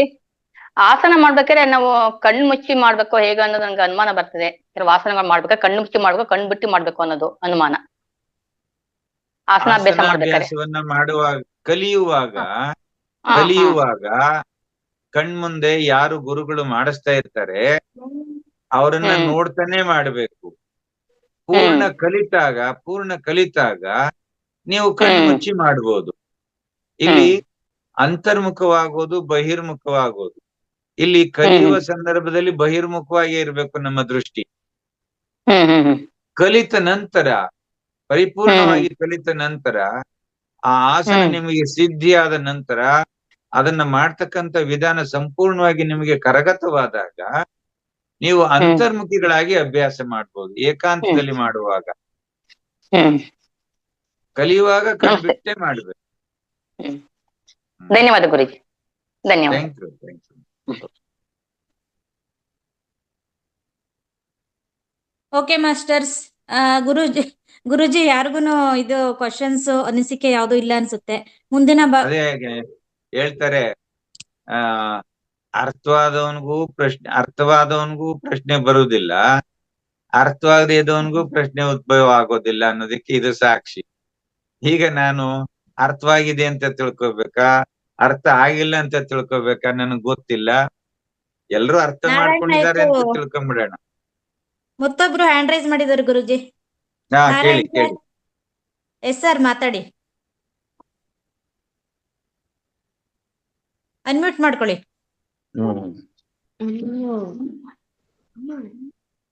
ನಮಸ್ತೆ ಗುರುಜಿ, ನಾಗರಾಜ್ ಸರ್.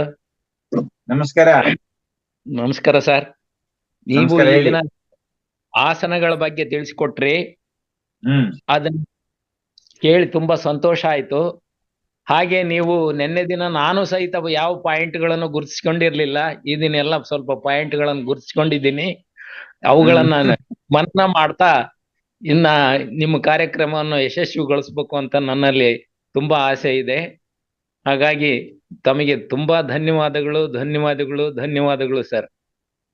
ಇಲ್ಲಿ ಅಣ್ಣವ್ರೆ, ನಾನ್ ಹೇಳೋದೇನಪ್ಪಾ ಅಂತ ಹೇಳಿದ್ರೆ, ನಾವ್ ಏನ್ ಮಾಡ್ತೀವಿ ಅದ್ರ ಬಗ್ಗೆ ತಾವು ಒಂದಿಷ್ಟು ನಾನು ಇದನ್ನ ಅನುಭವಿಸ್ದೆ, ನಾನು ಇದನ್ನ ತಿಳ್ಕೊಂಡೆ ಅಂತಕ್ಕಂಥದನ್ನ ಎರಡೆರಡು ಅಂಶಗಳನ್ನ ನನಗೆ ತಿಳಿಸಿದಾಗ ನಾನು ಮತ್ತಷ್ಟು ಇನ್ನ ಹೆಚ್ಚು ಹೆಚ್ಚು ತಿಳಿಸ್ಬೇಕು ಅಂತಕ್ಕಂಥ ಉತ್ಸಾಹ ನನ್ನಲ್ಲಿ ಬರುತ್ತೆ.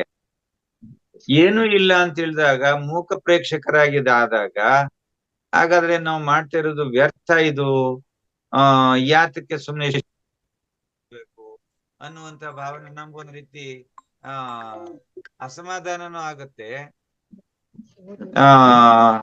ಮತ್ತೆ ಇನ್ನು ಹೆಚ್ಚಿಗೆ ಹೇಳ್ಬೇಕು ಅಂತಲೂ ಅನ್ಸೋದಿಲ್ಲ. ಆದ್ರಿಂದ ಈ ರೀತಿ ಒಂದೊಂದು ಎರಡೆರಡು ಅಂಶಗಳನ್ನ, ಯಾವ್ದನ್ನ ಸಾಧ್ಯವೋ ಅದನ್ನ ಎರಡೆರಡು ಅಂಶಗಳನ್ನ ಗುರುತಾಕೊಳ್ಳೋದು. ನಾನು ಈ ಅಂಶವನ್ನ ಕೇಳಿಸ್ಕೊಂಡೆ, ನನಗಿದ ಅರ್ಥ ಆಯ್ತು, ಈ ರೀತಿ ತಿಳಿಸ್ರು ನಮಗೊಂದಿಷ್ಟು ಮತ್ತೆ ಇನ್ನಷ್ಟು ಹೇಳ್ಬೇಕು ಅಂತಕ್ಕಂಥ ಉತ್ಸಾಹ ಬರುತ್ತೆ. ತುಂಬಾ ಸಂತೋಷ. Okay, thank you sir. Jagadish sir. ನಮಸ್ತೆ ಸರ್. ನಮಸ್ಕಾರ ಅಣ್ಣ. ಆಸನದಲ್ಲಿ ಸ್ಥಿರತೆ ಇರಬೇಕು, ಅದರ ಪರಿಪೂರ್ಣತೆಯನ್ನ ಪಡಿಬೇಕು ಅಂದ್ರೆ ಸರ್, ನಾನು ಇವಾಗ ಶೀರ್ಷಾಸನ ಮಾಡ್ತಾ ಇದ್ದೇನೆ. 5 ರಿಂದ 6 ನಿಮಿಷ ನಿಂತಿರ್ತೇನೆ. ಬಹಳ ಸಂತೋಷ. ಸ್ಥಿರತೆಯನ್ನ ಕಾಪಾಡೋದು ಹೇಗೆ? ಅದು ನೇರವಾಗಿ ನಮ್ಮ ಸಮಯದ ಪರಿವು ಬರುವುದೇ ತರ ನಿಲ್ಲೋದಾ ಅಥವಾ ಯಾವ ರೀತಿ, ಹೇಗೆ ಅಂತ ಸರ್? ನೀವು ಕೇವಲ ಉಸಿರಾಟದ ಕಡೆ ಗಮನ ಕೊಡಿ.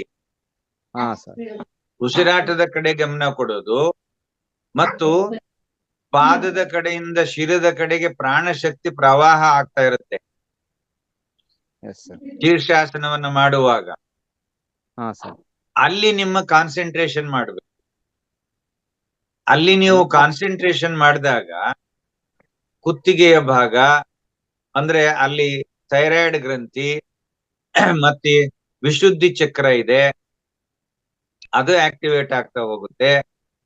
ಮತ್ತೆ ಆಜ್ಞಾಚಕ್ರ ಆಕ್ಟಿವೇಟ್ ಆಗ್ತಾ ಹೋಗುತ್ತೆ. ಹಾಗೆ ಸಹಸ್ರಾರ ಚಕ್ರದ ಮೇಲೆ ಸಂಪೂರ್ಣವಾಗಿ ಒತ್ತಡ ಬೀಳೋದ್ರಿಂದ, ಅಲ್ಲಿಗೆ ಪ್ರಾಣಶಕ್ತಿ ಸಂಚಾರ ಜಾಸ್ತಿ ಬೀಳೋದ್ರಿಂದ ಆ ಸಹಸ್ರಾರ ಚಕ್ರವು ಕೂಡ ಉದ್ದೀಪನವಾಗ್ತಾ ಹೋಗುತ್ತೆ. ಅದಕ್ಕೆ ಆಸನಗಳ ತಂದೆ ಅಥವಾ ರಾಜ ಅಂತ ಹೇಳ್ತಾರೆ ಯಾವ್ದನ್ನ? ಶೀರ್ಷಾಸನವನ್ನ. ತಾಯಿ ಯಾವ್ದು ಹಾಗಾರೆ? ತಂದೆ ಇದ್ಮೇಲೆ ತಾಯಿ ಒಬ್ಳು ಇರ್ಲೇಬೇಕಲ್ಲ. ಸರ್ವಾಂಗಾಸನ. ಸರ್ವಾಂಗಾಸನ ಆಸನಗಳ ತಾಯಿ ಅಥವಾ ರಾಣಿ ಅಂತಲೂ ಕರೀತಾರೆ. ಸರ್ವಾಂಗಾಸನವನ್ನ ಮಾಡಿದಾಗ ಸರ್ವೈಕಲ್ನ ಭಾಗ ಮತ್ತು ಶರೀರದ ಏನು ಈ ಮುಂಡ, ಅಂದ್ರೆ ಈ ಕುತ್ತಿಗೆ ಭಾಗದಿಂದ ಹಿಡಿದು ಕಟಿಯ ತನಕ ಏನೇನು ಆಸನಗಳು ಇದಾವೆ, ಈ ಈ ಅಂಗಗಳಿದಾವೆ, ಆ ಅಂಗಗಳೆಲ್ಲವೂ ಕೂಡ ಸಂಪೂರ್ಣವಾಗಿ ಸಚೇತನವಾಗ್ತಾ ಹೋಗುತ್ತೆ. ಹಾಗೆ ಚಕ್ರಾಸನವನ್ನ ಮಾಡಿದಾಗಲೂ ಕೂಡ ಅಷ್ಟೇ. ಚಕ್ರಾಸನವನ್ನ ಮಾಡಿದಾಗ ಏನು ನಾಭಿಯ ಭಾಗದಲ್ಲಿರ್ತಕ್ಕಂತಹ ಮಣಿಪುರ ಚಕ್ರ ಆಕ್ಟಿವೇಟ್ ಆಗ್ತಾ ಹೋಗುತ್ತೆ. ಮತ್ತೆ ಶರೀರದ ಆ ಸ್ಥಿತಿ ಇದೆಯಲ್ಲ, ಅದು ಬಹಳ ಸಮರ್ಪಕವಾಗಿರುತ್ತೆ. ಶರೀರದ ಅಂಗಾಂಗಗಳಲ್ಲಿ ಎಲ್ಲೂ ಬಿಗಿ ಹಿಡಿತ ಇರೋದಿಲ್ಲ. ಪ್ರಾಣಶಕ್ತಿ ಎಲ್ಲ ಕಡೆ ಸಂಚಾರವಾಗ್ತಾ ಇರುತ್ತೆ. ನಿಮ್ಗೆ ಯಾವುದೇ ಸಂದರ್ಭದಲ್ಲೂ ಲಾಕ್ ಆಗೋದಿಲ್ಲ. ಕೆಲವರು ಇದ್ದಕ್ಕಿದ್ದಾಗೆ ಮಲಗಿದಂಗೆನೆ ಆ ಮೀನಕಾಂಡದ ಭಾಗದಲ್ಲಿ ಲಾಕ್ ಆಗ್ಬಿಡುತ್ತೆ, ಕಿರ್ಚಾಡ್ಕೊಂಡ್ಬಿಡ್ತಾರೆ, ಹೊಟ್ಟೆ ಹಿಡ್ಕೊಂಡ್ಬಿಡುತ್ತೆ, ನಾಭಿಯ ಭಾಗದಲ್ಲಿ ಹಿಡ್ಕೊಂಡ್ಬಿಡುತ್ತೆ. ನಮ್ಮ ದೇಹದಲ್ಲಿ ಇರ್ತಕ್ಕಂಥ ಈ ಪಂಚ ಪ್ರಾಣಗಳಿದಾವಲ್ಲ, ಪ್ರಾಣ, ಅಪಾನ, ಉದಾನ, ವ್ಯಾನ, ಸಮಾನ, ಈ ಪಂಚ ಪ್ರಾಣಗಳು ಸರಿಯಾಗಿ ಕೆಲಸ ಮಾಡ್ಬೇಕು ಅಂತ ಹೇಳಿದ್ರೆ ಎಲ್ಲ ಆಸನಗಳು ಕೂಡ, ಒಂದೊಂದು ಆಸನವೂ ಕೂಡ ಒಂದೊಂದು ರೀತಿಯ ಕೆಲಸವನ್ನ ಮಾಡ್ತಾ ಹೋಗುತ್ತೆ.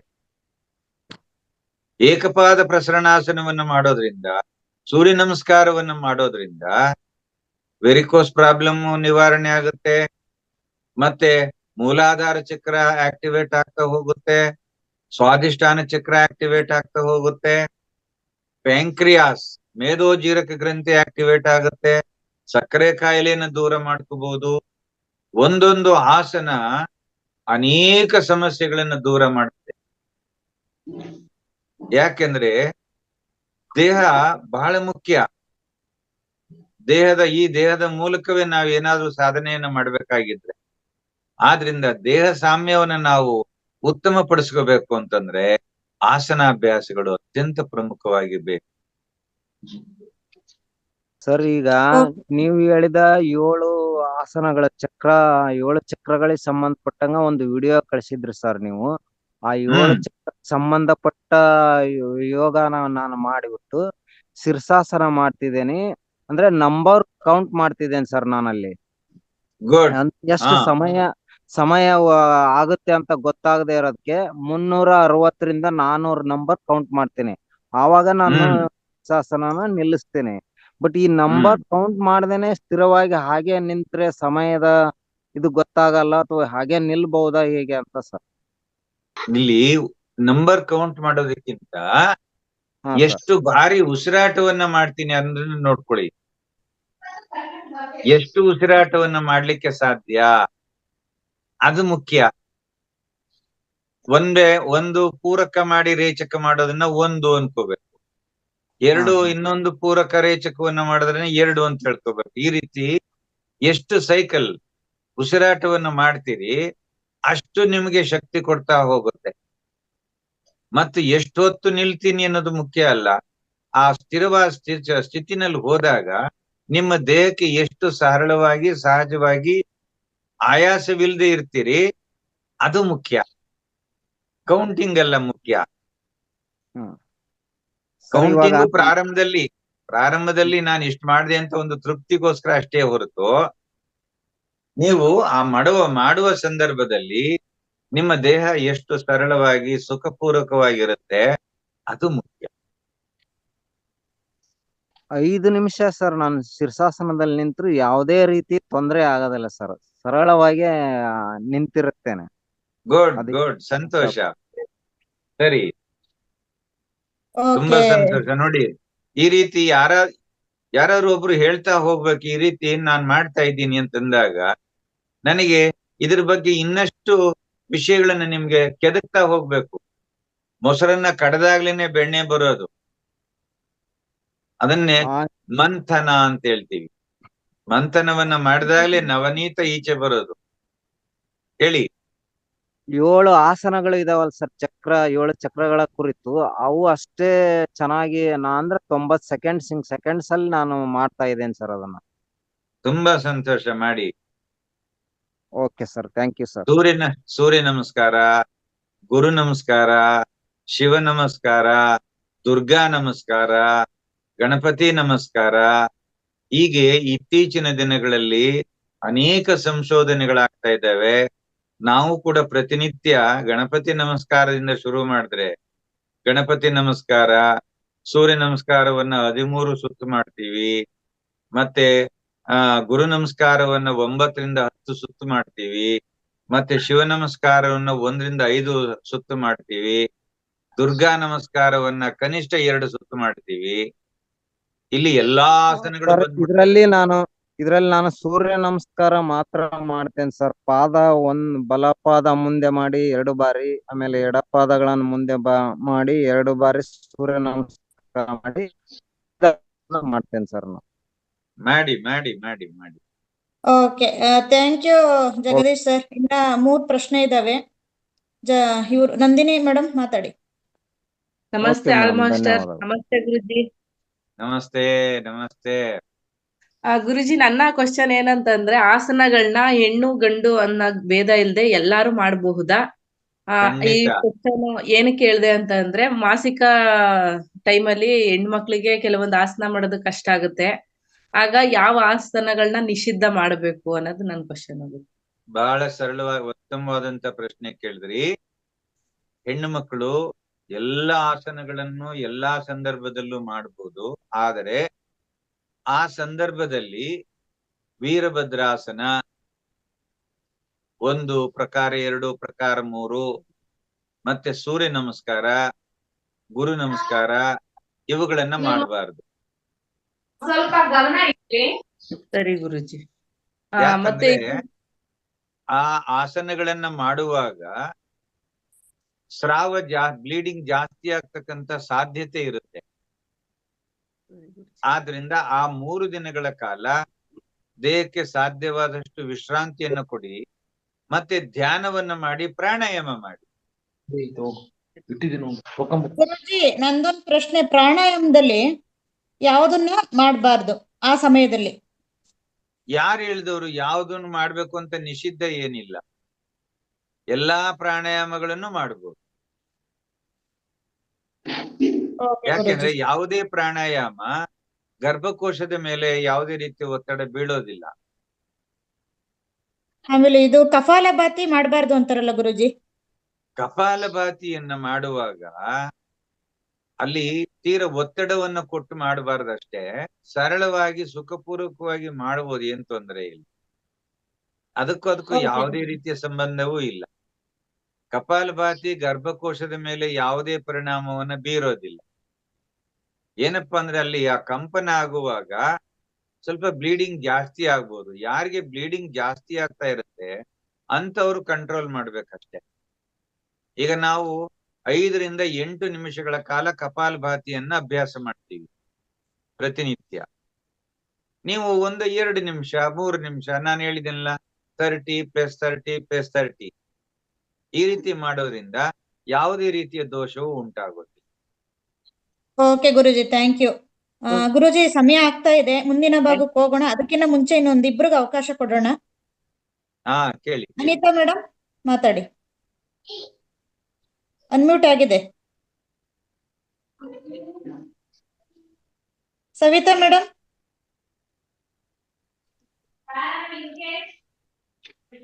ಕೇಳಿ ಮೇಡಮ್, ದಯವಿಟ್ಟು ಸ್ವಲ್ಪ ಬೇಗ. ಇಬ್ರದ್ದು ಅನ್ಮ್ಯೂಟ್ ಆಗಿದೆ.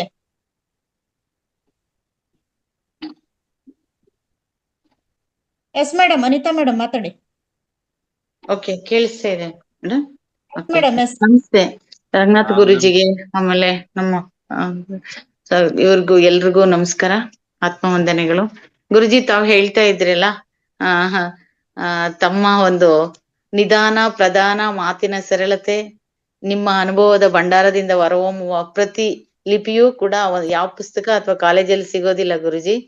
ಆಮೇಲೆ ಅದು ತುಂಬಾ ಅರ್ಥಗರ್ಭಿತವಾಗಿರುತ್ತೆ. ಬಹಳ ತಿಳ್ಕೊಳ್ಳೋದಿದೆ, ಅದನ್ನ ಅನುಭವಿಸ್ಕೊಂಡು ರೂಢಿಸ್ಕೊಳ್ಳೋದಿದೆ. ಗುರುಜಿ, ತಾವ್ ಯಾರು ಕಲ್ತ್ಕೊಂಡಿಲ್ಲ ಅಂತ ಹೇಳಿದ್ರೆ, ಈಗ ಕಾಲಾವಕಾಶ ಇರಲ್ಲ ಅಂತ ಹೇಳಲ್ಲ ಅಷ್ಟೇ, ಪ್ರತಿಯೊಬ್ರು ನಂತರನೇ ಇರ್ಬೋದು ಈಗ ಈ ಒಂದು ಯೂಟ್ಯೂಬ್ ಇದ್ರಲ್ಲಿ. ನೀವು ಅನ್ಯತಾ ಭಾವಿಸ್ಬೇಡಿ. ನಿಮ್ಮಿಂದ ಇಲ್ಲಿ ಯಾರ್ಯಾರು ಇದ್ದೀರೋ ಪ್ರತಿಯೊಬ್ರು ಒಂದೊಂದು ಒಬ್ಬೊಬ್ರದ್ದು ವಿಶಿಷ್ಟವಾಗಿ ವೈಶಿಷ್ಟ್ಯವಾಗಿ ಪ್ರತಿಯೊಬ್ರು ಕಲಿತಾ ಇದ್ದಾರೆ. ಇದು ಒಂದು ಭಂಡಾರದ ನಿಧಿ. ಇಲ್ಲಿ ಯಾರು ಅನ್ಯತಾ ಭಾವಿಸ್ಬೇಡಿ, ನಿಮ್ಮಿಂದ ಪ್ರತಿಯೊಬ್ರು ಕಲಿತಾ ಇದ್ದೀವಿ ಗುರುಜಿ. ರಂಗನಾಥ್ ಗುರುಜಿ ಇರ್ಬೋದು, ಅಶ್ವಿನಿ ಮೇಡಮ್ ಇರ್ಬೋದು, ತಾವಿರ್ಬೋದು ಗುರುಜಿ. ನಿಮ್ಮ ಒಂದು ಮುದ್ರಾಸ್ ಎಲ್ಲಾನು, ಅದೇ ವಯಸ್ಸಾದವ್ರು ಕೂಡಾನು ಕೀಲ್ ನೋವು ಅದು ಇದು ಎಲ್ಲ ಹೋಗಿದೆ. ನೀವ್ ಹೇಳೋದೆಲ್ಲಾನು ಅಳವಡಿಸ್ಕೊಳ್ತಾ ಇದ್ದೀವಿ. ನೀವು ಅನ್ಯತಾ ಭಾವಿಸ್ಬೇಡಿ ಗುರುಜಿ. ನೀವ್ ಎಲ್ರಿಂದಾನು ವಿಶೇಷವಾಗಿ ನಿಮ್ಮ ಒಂದು ದೊಡ್ಡಸ್ತಿಕೆ ಹಾಗೂ ನಿಮ್ಮ ಅನುಭವದಿಂದ ಪ್ರತಿಯೊಬ್ರು ಕಲಿಬೇಕಾಗಿದ್ದು ತುಂಬಾ ಇದೆ. ಆ ನಿಧಾನ, ಆ ಸರಳತೆ, ಆ ಲಿಪಿಗಳ ಆ ಪದಪುಂಜಗಳ ಅರ್ಥಗಳು ಬಹಳ ಅರ್ಥಗರ್ಭಿತವಾಗಿರುತ್ತೆ ಗುರುಜಿ. ನೀವು ಯಾರು ಕಲಿತಾ ಇದ್ದೀರಿ, ಕಲಿತೋರ್ಗು ಪೂರಾ ಅರ್ಥ ಆಗಿರೋರ್ಗು ಕ್ವಶನ್ಸ್ ಇರಲ್ಲ, ಅರ್ಥ ಆಗದೆ ಇರೋರ್ಗು ಪ್ರಶ್ನೆಗಳಿರಲ್ಲ ಅಂದ್ರಲ್ಲ. ಅದು ಎರಡೂನು ಪೂರಾ ಅರ್ಥ ಆಗಿದೆ. ಇಲ್ಲಿ ಅರ್ಥ ಆಗದೆ ಯಾರು ಪ್ರಶ್ನೆ ಕೇಳ್ತೇ ಇಲ್ಲ ಗುರುಜಿ. ಇಲ್ಲಿ ಎಲ್ಲರಿಗೂ ಅರ್ಥ ಆಗಿದೆ ಅಂತ ಬಸ್. ಇಲ್ಲಿ ಒಂದು ಅಂಶವನ್ನ ನೆನ್ಪಿಟ್ಕೊಳ್ಳಿ. ಹ್ಮ್. ನಮ್ಮ ಉದ್ದೇಶ ಏನಿರುತ್ತೆ ಅಂತ ಹೇಳಿದ್ರೆ, ನಾವ್ ಏನಾರು ಒಂದು ಮಾಡಿಸಿದಾಗ, ಈಗ ನೀವೇ ಊಟ ಬಡಿಸ್ತೀರಿ, ನಿಮ್ ಮನೆಗ್ ಬರ್ತೀನಿ ಊಟ ಬಡಿಸ್ತೀರಿ. ಗುರುಜಿ ಊಟ ಬಡಿಸಿದಾಗ ನಾನು ಊಟ ಮಾಡಿ, ಅಮ್ಮ ತುಂಬಾ ಚೆನ್ನಾಗಿ ಅಡಿಗೆ ಮಾಡಿದ್ರಿ, ಬಹಳ ಚೆನ್ನಾಗಿತ್ತು ಊಟ, ಈ ಐಟಮ್ ಚೆನ್ನಾಗಿತ್ತು, ಇದು ಹೀಗಿತ್ತು ಅಂತ ಅಂದಾಗ, ನೀವು ಅಡಿಗೆ ಮಾಡಿದ್ದು ಸಾರ್ಥಕ, ಊಟ ಬಡಿಸಿದ್ದು ಸಾರ್ಥಕ ಅಂತ ನಿಮಗೆ ಧನ್ಯತಾ ಭಾವ ಬರುತ್ತೆ. ಕರೆಕ್ಟಾ? ಹೌದು ಗುರುಜಿ, ಹೌದು ಗುರುಜಿ. ಹಾಗೆ ನಾವು ಒಂದು ತರಗತಿಯಲ್ಲಿ ವಿಚಾರವನ್ನ ಹೇಳಿದಾಗ, ಮತ್ತೆ ಹೌದು ನೀವ್ ಇಂತಿಂತ ವಿಷಯವನ್ನ ಹೇಳಿದ್ರಿ ಅಂತ ಒಂದು ಅಂಶ ಅಥವಾ ಎರಡು ಅಂಶವನ್ನ ಹೇಳಿದ್ರೆ, ಹೌದಪ್ಪ ನಾನು ಹೇಳಿದ ವಿಷಯ ಇವ್ರಿಗೆ ಮುಟ್ಟಿದೆ ಅಂತ ನನಗ್ ಸಮಾಧಾನ ಆಗುತ್ತೆ. ನೀವು ಬಡಿಸಿದ್ದನ್ನೆಲ್ಲ ಉಂಡ್ಬಿಟ್ಟು, ಮುಖನೂ ಸಪ್ಪೆ ಮಾಡ್ಕೊಂಡು, ಕೈ ತೊಳೆದ್ಬಿಟ್ಟು, ಕೈ ಒರೆಸ್ಕೊಂಡು ಈಚೆಗೆ ಎದ್ದು ಬಂದ್ಬಿಟ್ರೆ ಪಾಪ ನಿಮ್ಗೇನ್ ಅನ್ಸುತ್ತೆ? ಇಲ್ಲ ಗುರುಜಿ, ಅದು ನನ್ಗೆ ಪ್ರತಿ ಸಾರಿ ಪ್ರತಿಯೊಂದ್ರಲ್ಲೂ ನಾನು ನೋಟ್ಸ್ ಮಾಡ್ತಾ ಇದ್ದೀನಿ. ಒಂದು ಅರ್ಧ ಬುಕ್ ಕಂಪ್ಲೀಟ್ ಆಗಿದೆ ನಮ್ಮ ಗುರುಜಿಗಳು ನೀವೆಲ್ಲ ಹೇಳೋ ಪ್ರಕಾರ. ಬಟ್ ಸಮಯಾವಕಾಶ ಇರಲ್ಲ. ಇಲ್ಲಿ 10 ಜನ ಇರ್ತೀವಿ, ಪ್ರತಿಯೊಬ್ಬರಿಗೂ ಅವಕಾಶ ಕೊಡ್ಬೇಕು. ಆಮೇಲೆ ಪ್ರತಿದಿನ ನಾವೇ ಮಾತಾಡೋದ್ರಲ್ಲಿ ಸರಿ ಇರಲ್ಲ. ಆ ಒಂದು ಉದ್ದೇಶದಿಂದ ನಾನು ಮಾತಾಡೋದಿಲ್ಲ ಅಷ್ಟೇ. ಬೇರೆಯವ್ರಿಗೂ ಈ ಅವಕಾಶ ಇದೇ ತರ ತಾವ್ ಹೇಳೋದು ಸತ್ಯನೇ. ಈ ತರ ಒಬ್ಬೊಬ್ರು ಒಂದೊಂದ್ ದಿನ ಮಾತಾಡ್ಲಿ ಅನ್ನೋದು ಈ ಒಂದು ಗುಂಪಿನಲ್ಲಿ ಇರ್ತಕ್ಕಂಥ ಪ್ರತಿಯೊಂದು ಆತ್ಮ ಬಂಧುಗಳನ್ನ ನಾನು ಮನವಿ ಮಾಡ್ಕೊಳ್ತಾ ಇದ್ದೀನಿ. ಪ್ರತಿಯೊಬ್ರುನು ಅವ್ರಿಗೆ ಅನಿಸಿಕೆ, ಒಬ್ಬರಿಗೆ ಸಮಯ ಕೊಡಿ, ಎಲ್ಲಾರು ಮಾತಾಡಕ್ ಆಗಲ್ಲ, ಸಮಯ ಅವಕಾಶ ಕಡಿಮೆ ಇರೋದ್ರಿಂದ ಪ್ರತಿಯೊಬ್ರು ರೆಡಿಯಾಗಿ, ಇವತ್ತೊಬ್ರು ಮಾತಾಡಿದ್ರೆ ಕೈ ರೈಸ್ ಮಾಡಿ ಅವ್ರಿಗೆ ಮಾತ್ರ ಮೀಸಲಿಡೋಣ. ನಾನು ಇನ್ನು 4-5 ದಿವಸ ಮಾತಾಡೋದ್ ಬೇಡ. ಬಟ್ ಪ್ರತಿಯೊಬ್ರು ಇದೇ ತರ ಕಲಿತಾ ಇರೋಣ. ಪ್ರತಿಯೊಬ್ರು ಇದನ್ನ ಪ್ರತಿಕ್ರಿಯೆ ಮಾಡ್ತಾ ಇದ್ದಾಗ ಗುರೂಜಿ ಹೇಳ್ದಂಗೆ ಅವ್ರಿಗೂ ಒಂದು ಸಂತೃಪ್ತಿ, ಅವ್ರಿಗೂ ಒಂದು ಅಭಿರುಚಿ, ಅವ್ರಿಗೆ ಇನ್ನೂ ಹೆಚ್ಚಿನ ಒಂದು ಆಸಕ್ತಿ ಬರುತ್ತೆ ನಮ್ಗೆ ಕಲ್ಸ್ಕೊಡಕ್ಕೆ. ನಿಮ್ಗೆ ಒಂದು ಖುಷಿ ಆಗುತ್ತೆ, ಅದು ಸತ್ಯದ ಮಾತು. ಇದನ್ನ ಎಲ್ಲರಲ್ಲೂ ನಾನು ತಪ್ಪೋ ಸರಿನೋ ಗೊತ್ತಿಲ್ಲ, ನಾನು ಚಿಕ್ಕವಳಾಗಿ ಎಲ್ದ್ರಲ್ಲೂ ಮನವಿ ಮಾಡ್ಕೊತಾ ಇದ್ದೀನಿ. ಒಬ್ಬೊಬ್ರು ಒಂದೊಂದಿನ ಅವಕಾಶ ತಗೊಂಡು ಆ ಎಲ್ಲ ಬರ್ಕೊಂಡಿರ್ತೀರಲ್ಲ, ಆ ಒಂದೊಂದು ಪದನ ಹೇಳಿ ಒಬ್ಬೊಬ್ಬರ ಬಗ್ಗೆ. ಯಾರಾದ್ರೂ ಬೇರೆಯವರು, ಈಗ ಅಶ್ವಿನಿ ಮೇಡಮ್ ಅವರೆಲ್ಲ ಬಿಡಿ ಹೋಸ್ಟ್ಸು, ನಾವ್ ಯಾರು ಕಲಿತಾ ಇದ್ವಿ ಅವ್ರು ಹೇಳಿದಾಗ ಅವ್ರಿಗೆ ತುಂಬಾ ಸಂತೋಷ ಆಗುತ್ತೆ ಅಂತ ನಾನು ಭಾವಿಸ್ತೀನಿ. ಖಂಡಿತ ಎಲ್ಲರಿಗೂ ಸಂತೋಷ ಆಗ್ತಾ ಇದೆ. ಕೆಲವರಲ್ಲಿ ಹೇಳ್ಕೊಳಕ್ ಆಗದೆ ಇರ್ಬೋದು, ಅಷ್ಟೇನೆ ಗುರುಜಿ. ಪ್ರತಿಯೊಬ್ರು ಇಲ್ಲಿ ಸಾಕಷ್ಟು ಕಲಿತಾ ಇದ್ದಾರೆ. ನಿಮ್ಮೆಲ್ಲರಿಗೂ ನನ್ನ ಆತ್ಮ ವಂದನೆಗಳು, ಪತ್ರಿಜಿಗೂ ಕೂಡ, ಎಲ್ಲರಿಗೂ ಗುರುಜಿ. ಥ್ಯಾಂಕ್ ಯು, ಧನ್ಯವಾದಗಳು ಗುರುಜಿ. Thank you. ತುಂಬಾ ಸಂತೋಷ ತಾಯಿ. ಈ ಅವಕಾಶ ಮಾಡಿಕೊಟ್ಟಿದ್ದಕ್ಕೆ ಅಶ್ವಿನ ಮೇಡಮ್ಗೂ ಎಲ್ರಿಗೂ ಧನ್ಯವಾದ madam. Thank you madam, thank you, thank you. Okay madam, thank you. ತುಂಬಾ ಅದ್ಭುತವಾದ ವಿಚಾರಗಳನ್ನ ಹೇಳ್ದೆ. ಒಂದು ನಿಮಿಷ ಮಾತಾಡ್ತೀನಿ. ಮೇಡಮ್ ಹೇಳಿದ್ ನಿಮ್ ಮಾತು ಖಂಡಿತವಾಗ್ಲೂ ಸತ್ಯ. ನಾವು ಪ್ರತಿದಿನ ಆಂಕರ್ ಆಗಿ ಅವರು ಒಂದು ಈ ವಿಚಾರನ ನಿರ್ವಹಿಸೋದಕ್ಕೇನು ತುಂಬಾ ಕಷ್ಟ ಆಗುತ್ತೆ. ಹ್ಯಾಂಡ್ ರೈಸ್ ಮಾಡಿ, ಸ್ಪೀಕರ್ ಆದ ನಂತರ ಹ್ಯಾಂಡ್ ರೈಸ್ ಮಾಡಿ ಮಾಸ್ಟರ್ಸ್ ಅಂತ ಕೇಳ್ತೀವಿ. ಅಷ್ಟರಲ್ಲಿ ನೀವು ದಯವಿಟ್ಟು 3 ಮಾಸ್ಟರ್ಸ್ ಹ್ಯಾಂಡ್ ರೈಸ್ ಮಾಡಿದ್ರೆ ನಿಜವಾಗ್ಲೂ ನಾವಿಲ್ಲಿ ಆಪರೇಟ್ ಮಾಡ್ಬೇಕು. ಮ್ಯೂಟ್ ಅನ್ಮ್ಯೂಟ್ ಆಪ್ಷನ್ ನಾವಿಲ್ಲಿ ಆಪರೇಟ್ ಮಾಡ್ಬೇಕು ಅಂದ್ರೆ ನಿಮ್ ಸಿಂಬಲ್ ಹ್ಯಾಂಡ್ ರೈಸ್ ತೋರಿಸ್ಬೇಕಾಗುತ್ತೆ. ಹಾಗಾಗಿ ಮಾಸ್ಟರ್ಸ್, ನಮ್ಮ ಅಂಡರ್ಸ್ಟ್ಯಾಂಡಿಂಗ್ ಏನು ಅಂತಂದ್ರೆ, ಪ್ರತಿದಿನ ನಾವು ಕರೆಯೋದಕ್ಕಿಂತ ಮುನ್ನ 3 ಹ್ಯಾಂಡ್ ರೈಸ್ ಬಂದ್ರೆ ನಿಜವಾಗ್ಲೂ ನಮಗೂ ಕೂಡ ಅನುಕೂಲ ಆಗುತ್ತೆ ಅಂತ ಹೇಳ್ಬೋದು. ಹಾಗೆ ಇದ್ರ ಜೊತೆಗೆ ಯಾರೆಲ್ಲ ಸೇವಕರಾಗಿ ಒಂದು ಆಂಕರ್ ಅನ್ನೋದೊಂದು ಉತ್ತಮವಾದ ವಿಚಾರ. ಅದನ್ನು ನಿಭಾಯಿಸೋದು ತುಂಬಾ ಕಷ್ಟನೂ ಸಹ, ಮತ್ತೆ ಸುಲಭನೂ ಅಲ್ಲ. ಹಾಗಾಗಿ ದಯವಿಟ್ಟು ಯಾರೆಲ್ಲ ಆಂಕರ್ ಮಾಡ್ತೀರಿ ಅನ್ನೋದನ್ನ ನನ್ಗೆ ಕಾಲ್ ಮಾಡಿ ನೀವು ತಿಳಿಸ್ಬೋದು ಅಂತ ಹೇಳಕ್ ಇಷ್ಟಪಡ್ತೀನಿ. Okay, thank you. Savita madam, ಸ್ವಲ್ಪ ಬೇಗ ಪ್ರಶ್ನೆಗಳು ಕೇಳಿ, ಸಮಯ ಆಗಿದೆ. ನಮಸ್ತೆ madam, Ashwini madam. Yes ma'am. ನಮಸ್ತೆ ಗುರುಜಿ, ಗುರುಗಳೇ ಎಲ್ಲರಿಗೂ. ಏನಿಲ್ಲ, ಮೋಷನ್ ಕ್ಲಿಯರ್ ಆಗೋದಿಲ್ಲ, ಅದೇ ಸಮಸ್ಯೆದಿಂದ ಏನು ಮಾಡ್ಬೇಕಂತ ಕೇಳ್ಬೇಕ. ಮತ್ತೆ ನಾವು ಧ್ಯಾನ ವಿಡಿಯೋ ಆನ್ ಮಾಡ್ಕೋಬಹುದಾ? ಹಾ ಗುರುಜಿ ಹೇಳಿ. ಏನಿಲ್ರಿ ಗುರುಜಿ, ಈಗ ನಾವು ಧ್ಯಾನ ಮಾಡ್ತೇವಲ್ರಿ, ಮಾಡುವಾಗ ಈಗ ನಾವು ಯಾವ್ದೇ ಕೆಲ್ಸ ಆಗಲಿ, ಏನನ್ನ ಕೇಳುವಾಗ ಆಗಲಿ, ನಾವು ಯೋಚನೆ ಏನನ್ನ ಒಂದು ಕೇಳ್ತಿರ್ತೀವಿ. ಕೇಳುವಾಗ ಎಲ್ಲಾ ಧ್ಯಾನ ಅಲ್ಲಿ ಹೋಗ್ಬಿಡ್ತೈತಿ. ಹೋಗುವಾಗ ನಾವು ಉಸಿರಾಟ ಪ್ರಕ್ರಿಯೆ ಸರಿಯಾಗಿ ಮಾಡ್ತೀವಿ. ಈಗ ಮೋಷನ್ ಆಗ್ಲಾರ್ದಕ್ಕೂನು ಅದು ಇದು ಮಾಡ್ಬೇಕಂತೀರಲ್ರಿ, ಅದಕ್ಕಂದು ಇದು ಮೋಷನ್ ಆಗ್ಲಾರ್ದಕ್ ಅದೇ ಕಾರಣ ಏನಂತ ಕೇಳ್ಬೇಕ ಇದು ಮಾಡಿದ್ದೇವ್ರಿ. ಇಲ್ಲಿ ನೀವು ಇದನ್ನೇ ಮಲಬದ್ಧತೆ ಅಂತ ಹೇಳ್ತೀವಿ. ಮಲಬದ್ಧತೆಗೆ ಅನೇಕ ಕಾರಣಗಳಿದಾವೆ. ನೀವು ಸರಿಯಾಗಿ ನೀರ್ ಕುಡಿದೇ ಇರ್ತಕ್ಕಂಥದ್ದಿರ್ಬೋದು, 8 ಗಂಟೆಗಳ ಕಾಲ ನಿದ್ರೆ ಮಾಡದೇ ಇರುವಂತದ್ದಿರ್ಬೋದು, ಮತ್ತೆ ಮಾನಸಿಕವಾಗಿ ಒತ್ತಡವನ್ನ ಮಾಡ್ಕೊಂಡುವಂತದ್ದಿರ್ಬೋದು. ಹೀಗೆ ಅನೇಕ ಕಾರಣಗಳಿರುತ್ತವೆ. ಆದ್ರಿಂದ ಅವು ಎಲ್ಲಾ ಕರೆಕ್ಟ್ ಆಗಿ ಫಾಲೋ ಮಾಡಿದ್ರು ನೋಡ್ರಿ ಗುರುಜಿ, ಬೆಳಗ್ಗೆ ಬೇಗ ಆಗಂಗಿಲ್ರಿ. ಹಂಗಾಗಿ ನಮ್ಗ ಯೋಗಾಸನ ಅವು ಎಲ್ಲಾ ಫಾಲೋ ಮಾಡಕ್ ಆಗೋಲ್ರಿ. ಏನಿಲ್ಲಮ್ಮ, ರಾತ್ರಿ ವೇಳೆ ನೀವು ಬೀಟ್ರೂಟ್ ಪಲ್ಯ ಮಾಡ್ಕೊಂಡು ಊಟದಲ್ಲಿ ಬೀಟ್ರೂಟ್ ಪಲ್ಯವನ್ನ ಸೇವನೆ ಮಾಡಿ. ಅದು ಮಾಡ್ತೇವ್ರಿ, ಅದು ಗೊತ್ತೈತ್ರಿ. ಅಂದ್ರ ಬೇಗ 6 ಗಂಟೆ ಅಂದ್ರುನು ಎಷ್ಟ್ ಬೇಗ ಇದು ಮಾಡ್ಕೊಂಡ್ರುನು ಈಗ ಸರ್ ಹೇಳಿದಾಗ ಗಡಿಯಾರ ಫಾಲೋ ಮಾಡ್ತೇವ್ರಿ, ಎಲ್ಲಾ ಕರೆಕ್ಟ್ ಮಾಡ್ತೇವ್ರಿ. ಆದ್ರೂನು ನಮ್ಗ ಆಗಂಗಿಲ್ರಿ. ಅಂದ್ರ ನಿತ್ಯ ದಿನ ನಡುವಾಗ ಕೆಲ್ಸ ಮಾಡುವಾಗ ನಮ್ಮ ಧ್ಯಾನ ಎಲ್ಲಾ ಒಂದ್ ಕಡೆ ಇರ್ತೈತ್ರಿ.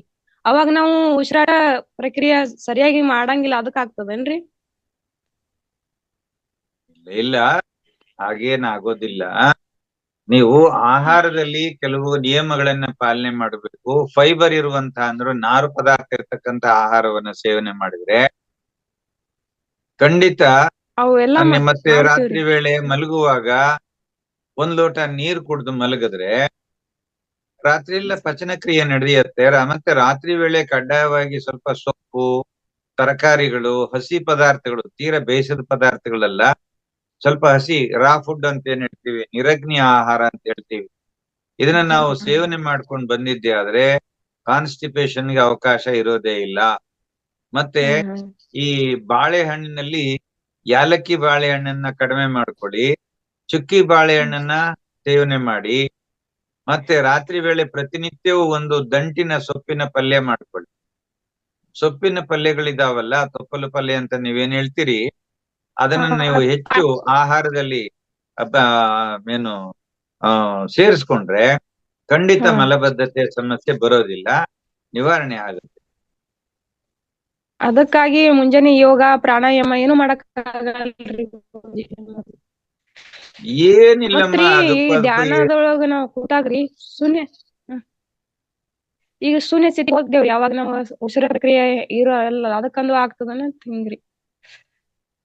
ಇಲ್ಲ, ಆತರ ಏನು ಆಗೋದಿಲ್ಲ. ಅದಕ್ಕೆ ರಂಗನಾಥ್ ಜಿಯವರು ನಿಮಗೆ ಕರೆಕ್ಟ್ ಆಗಿ ಸೊಲ್ಯೂಷನ್ ಕೊಡ್ತಾರೆ. ಆಮೇಲೆ ಹೇಳಿ ಸರ್. ಚರ್ಚೆ ಮಾಡೋಣ ಸರ್. ಇದು ಗುರುಜಿ ಹೇಳಿದ್ದೆಲ್ಲಾ ಫಾಲೋ ಮಾಡ್ತೇವ್ರಿ, ಎಲ್ಲಾ ಕರೆಕ್ಟ್ ಆಗಿ ನಡೀತದ್ರಿ. ಮಾಡ್ತೇವ್ರಿ ಗುರುಜಿ, ನೀವೆಲ್ಲಾ ಹೇಳಿದ್ರಿ. ಅದೇ ಈಗ ಇದು ಆಫ್ಲೈನ್ ಚರ್ಚೆ ಮಾಡೋದು ಒಳ್ಳೇದಲ್ವಾ? ಇದು ಹೌದು, ಮುಂದಿನ ಕಾರ್ಯಕ್ರಮಕ್ಕೆ ಹೋಗೋಣ. ಯಾಕಂದ್ರೆ ಇದು ಸುಮಾರು ಸೆಷನ್ ಸರಿ ಹೇಳ್ತಾನೆ ಇದೀವಿ. ಇದು ಜ್ಞಾನ ಎಲ್ಲ 1-2 ಸರಿ ಅಲ್ಲ. ಸೊ ಪದೇ ಪದೇ ಹೇಳೋದು ಏನು ಅಷ್ಟು ಇದಿಲ್ಲ. ಸೊ ಮತ್ತೆ ಆಫ್ಲೈನ್ ತಗೋಣ. ಅವ್ರ ಕಾಲ್ ಆಫ್ಲೈನ್. ಓಕೆ ಗುರುಜಿ, ಧನ್ಯವಾದ. ದಯವಿಟ್ಟು ಕಾಲ್ ಮಾಡಿ ಮೇಡಮ್, ನಿಮ್ ಕಾಲ್ ಮಾಡಿ ಮೇಡಮ್, ಗುರೂಜಿಗೆ ನಿಮ್ಗೆ ಅಲ್ಲಿ ಉತ್ತರ ಸಿಗುತ್ತೆ. ಓಕೆ ಮೇಡಮ್, ಓಕೆ, ಧನ್ಯವಾದ. ಗುರೂಜಿ ಒಬ್ಬರಿದ್ದಾರೆ, ಅವಕಾಶ ಕೊಡೋದಾ? ಟೈಮ್ ಆಗಿದೆ. ಲಕ್ಷ್ಮಿ ಮೇಡಮ್,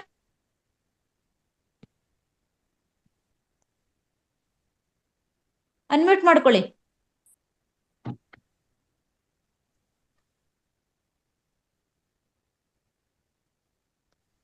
ನಮಸ್ತೆ ನಮಸ್ತೆ ಗುರುಜಿ. ನಮಸ್ಕಾರಮ್ಮ, ಹೇಳಿ. ನಾವು ಇಷ್ಟು ದಿವಸದಿಂದ ಇದು ಮಹಾತ್ ಅವ್ರ ಕ್ಲಾಸ್ ಅಟೆಂಡ್ ಮಾಡಿಲ್ಲ. ಈಗ ಒಂದು 2 days ಇಂದ ನಾನು ಅಟೆಂಡ್ ಮಾಡ್ತಾ ಇದ್ದೀನಿ. ಈಗ ನನ್ಗೆ 52 ವರ್ಷ. ಈಗ ನಾನು ಈ ಯೋಗಾಸನಗಳು ಇದೆಲ್ಲ ಸ್ಟಾರ್ಟ್ ಮಾಡ್ಬೋದಾ? ಖಂಡಿತ. 8 ವರ್ಷದ ಬಾಲಕನಿಂದ ಹಿಡಿದು 80 ವರ್ಷದ ವಯೋವೃದ್ಧರ ತನಕ ಮಾಡ್ಬೋದಮ್ಮ. ಏನ್ ತೊಂದ್ರೆ ಆಗಲ್ಲ ಗುರುಜಿ? ಇವಾಗ ನಾವು ಸ್ಟಾರ್ಟ್ ಮಾಡಿ ಅಧ್ಯಾಯ ಮಾಡೋದ್ರಿಂದ ಏನು ತೊಂದ್ರೆ ಇಲ್ಲ. ತೊಂದ್ರೆ ಆಗತ್ತೆ ಅಂತಕ್ಕಂಥದ್ದನ್ನ ನಿಮ್ಮ ಮನಸ್ಸಿನಿಂದ ದೂರ ಮಾಡಿ. ಖಂಡಿತ ಸಾಧ್ಯತೆ ಇದೆ, ಏನು ತೊಂದ್ರೆ ಆಗೋದಿಲ್ಲ. ಹಂತವಾಗಿ ಸರಳವಾಗಿ ಮಾಡ್ತಾ ಹೋಗಿ. ಹಂತವಾಗಿ ಸರಳವಾಗಿ ಇಲ್ಲಿ ನಾವು ಮಾಡಿಸ್ತಾ ಇರ್ತಕ್ಕಂಥೆಲ್ಲ ಸರಳವಾದ ಆಸನಗಳನ್ನ, ಕಠಿಣವಾದ ಆಸನಗಳು ಯಾವ್ದನ್ನು ನೀವು ಮಾಡಿಸಲ್ಲ. ಆದ್ರಿಂದ ಆನ್ಲೈನ್ ನಲ್ಲಿ ಮಾಡಿಸ್ತಾ ಇರೋದ್ರಲ್ಲಿ ಬಹಳ ಸರಳವಾದ ಆಸನಗಳೇ ಮಾಡಿಸ್ತಾ ಇರೋದು. ಆದ್ರಿಂದ ಸ್ವಲ್ಪ ಹಂತವಾಗಿ ಅಭ್ಯಾಸ ಮಾಡ್ತಾ ಹೋಗಿ, ಏನು ಆಗೋದಿಲ್ಲ.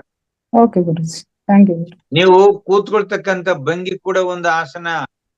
ಕೆಳಗ್ ಕೂತ್ಕೋತಿರಲ್ಲ ಊಟಕ್ಕೆ, ಅದು ಸ್ವಸ್ತಿಕಾಸನ. ಹಾ ದೇವ್ರ ಪೂಜೆ ಮಾಡುವ ಕೂತ್ಕೊಳ್ಳೋದು ಸ್ವಸ್ತಿಕಾಸನ. ಹಾ ಹಾ ಮಕ್ಕಳು ನೋಡಿ ಅಚ್ಚುಕಟ್ಟಾಗಿ ವಜ್ರಾಸನದಲ್ಲಿ ಕೂತ್ಕೊಳ್ತೇವೆ, ವೀರಾಸನದಲ್ಲಿ ಕೂತ್ಕೊಳ್ತಾರೆ ಮಕ್ಕಳು. ಹೌದು ಎಳೆ ಹೌದು. ಮಕ್ಕಳು ಕೂತ್ಕೊಳ್ಳೋದೆಲ್ಲ ವೀರಾಸನದಲ್ಲೇನೆ, ವಜ್ರಾಸನದಲ್ಲೇ. Okay okay. ಆದ್ರಿಂದ ಆಸನ ಅಂತಕ್ಕಂಥದ್ದು ಹಾ ನಮಗೆ ರಕ್ತಗತವಾಗಿ ಬಂದಿದೆ. ಓಕೆ ಗುರುಜಿ. ನಮ್ಮ ತಂದೆ ತಾಯಿಗಳು ಹಿಂಗ್ ಕೂತ್ಕೋಬೇಡ, ಹಂಗ್ ಕೂತ್ಕೋಬೇಡ, ಹಿಂಗ್ ಕೂತ್ಕೋ ಅಂತೇಳಿ ನಮ್ಮನ್ನ ದಾರಿ ತಪ್ಪಿಸ್ಬಿಟ್ಟಿದ್ದಾರೆ. ಹಾ ಹಾ ಆದ್ರಿಂದ ಮಕ್ಕಳು ಕೂತ್ಕೊಳ್ತಾರಲ್ಲ, ಹೆಂಗ್ ಕೂತ್ಕೋತಾರ ಅದನ್ನ ಅಬ್ಸರ್ವ್ ಮಾಡಿ. ಓಕೆ ಗುರುಜಿ. ಅದೆಲ್ಲವೂ ಕೂಡ ಒಂದೊಂದು ಆಸನದ ಗತಿಯೇ, ಓಕೆ ಆಸನದ ಓಕೆ. ಸ್ಥಿತಿಯೇ. ಸರಿ ಗುರುಜಿ ಆಯ್ತು. ಆದ್ರಿಂದ ನಮ್ಮ ಆಸನಾಭ್ಯಾಸ ಅಂತಕ್ಕಂಥದ್ದು ಹ್ಮ್ ನಮಗೆ ರಕ್ತಗತವಾಗಿಯೇ ಬಂದಿದೆ. ಮತ್ತೆ ಯೋಗನೂ ಮಾಡ್ಬೋದು ಗುರುಜಿ ನಾವು? ಅದೇ ಯೋಗ ಅಂದ್ರೆ. ಓಕೆ. ನಾನಿನ್ನು 2 ದಿವಸದಿಂದ ಜಾಯ್ನ್ ಆಗಿದ್ದೀನಿ, ನನ್ಗೆ ಅಷ್ಟೊಂದು ಗೊತ್ತಿಲ್ಲ, ಅದಕ್ಕೋಸ್ಕರ. ಬನ್ನಿ ನಿರಂತರವಾಗಿ ಬನ್ನಿ, ಅಭ್ಯಾಸ ಮಾಡಿ. ಹಾ ಖಂಡಿತ ನಿಮ್ಮ ಸಂಶಯಗಳೆಲ್ಲವೂ ನಿವಾರಣೆ ಆಗುತ್ತೆ. ಓಕೆ, ಥ್ಯಾಂಕ್ ಯು ಗುರುಜಿ. ಆಯ್ತು, ನಮಸ್ಕಾರ. ನಮಸ್ತೆ.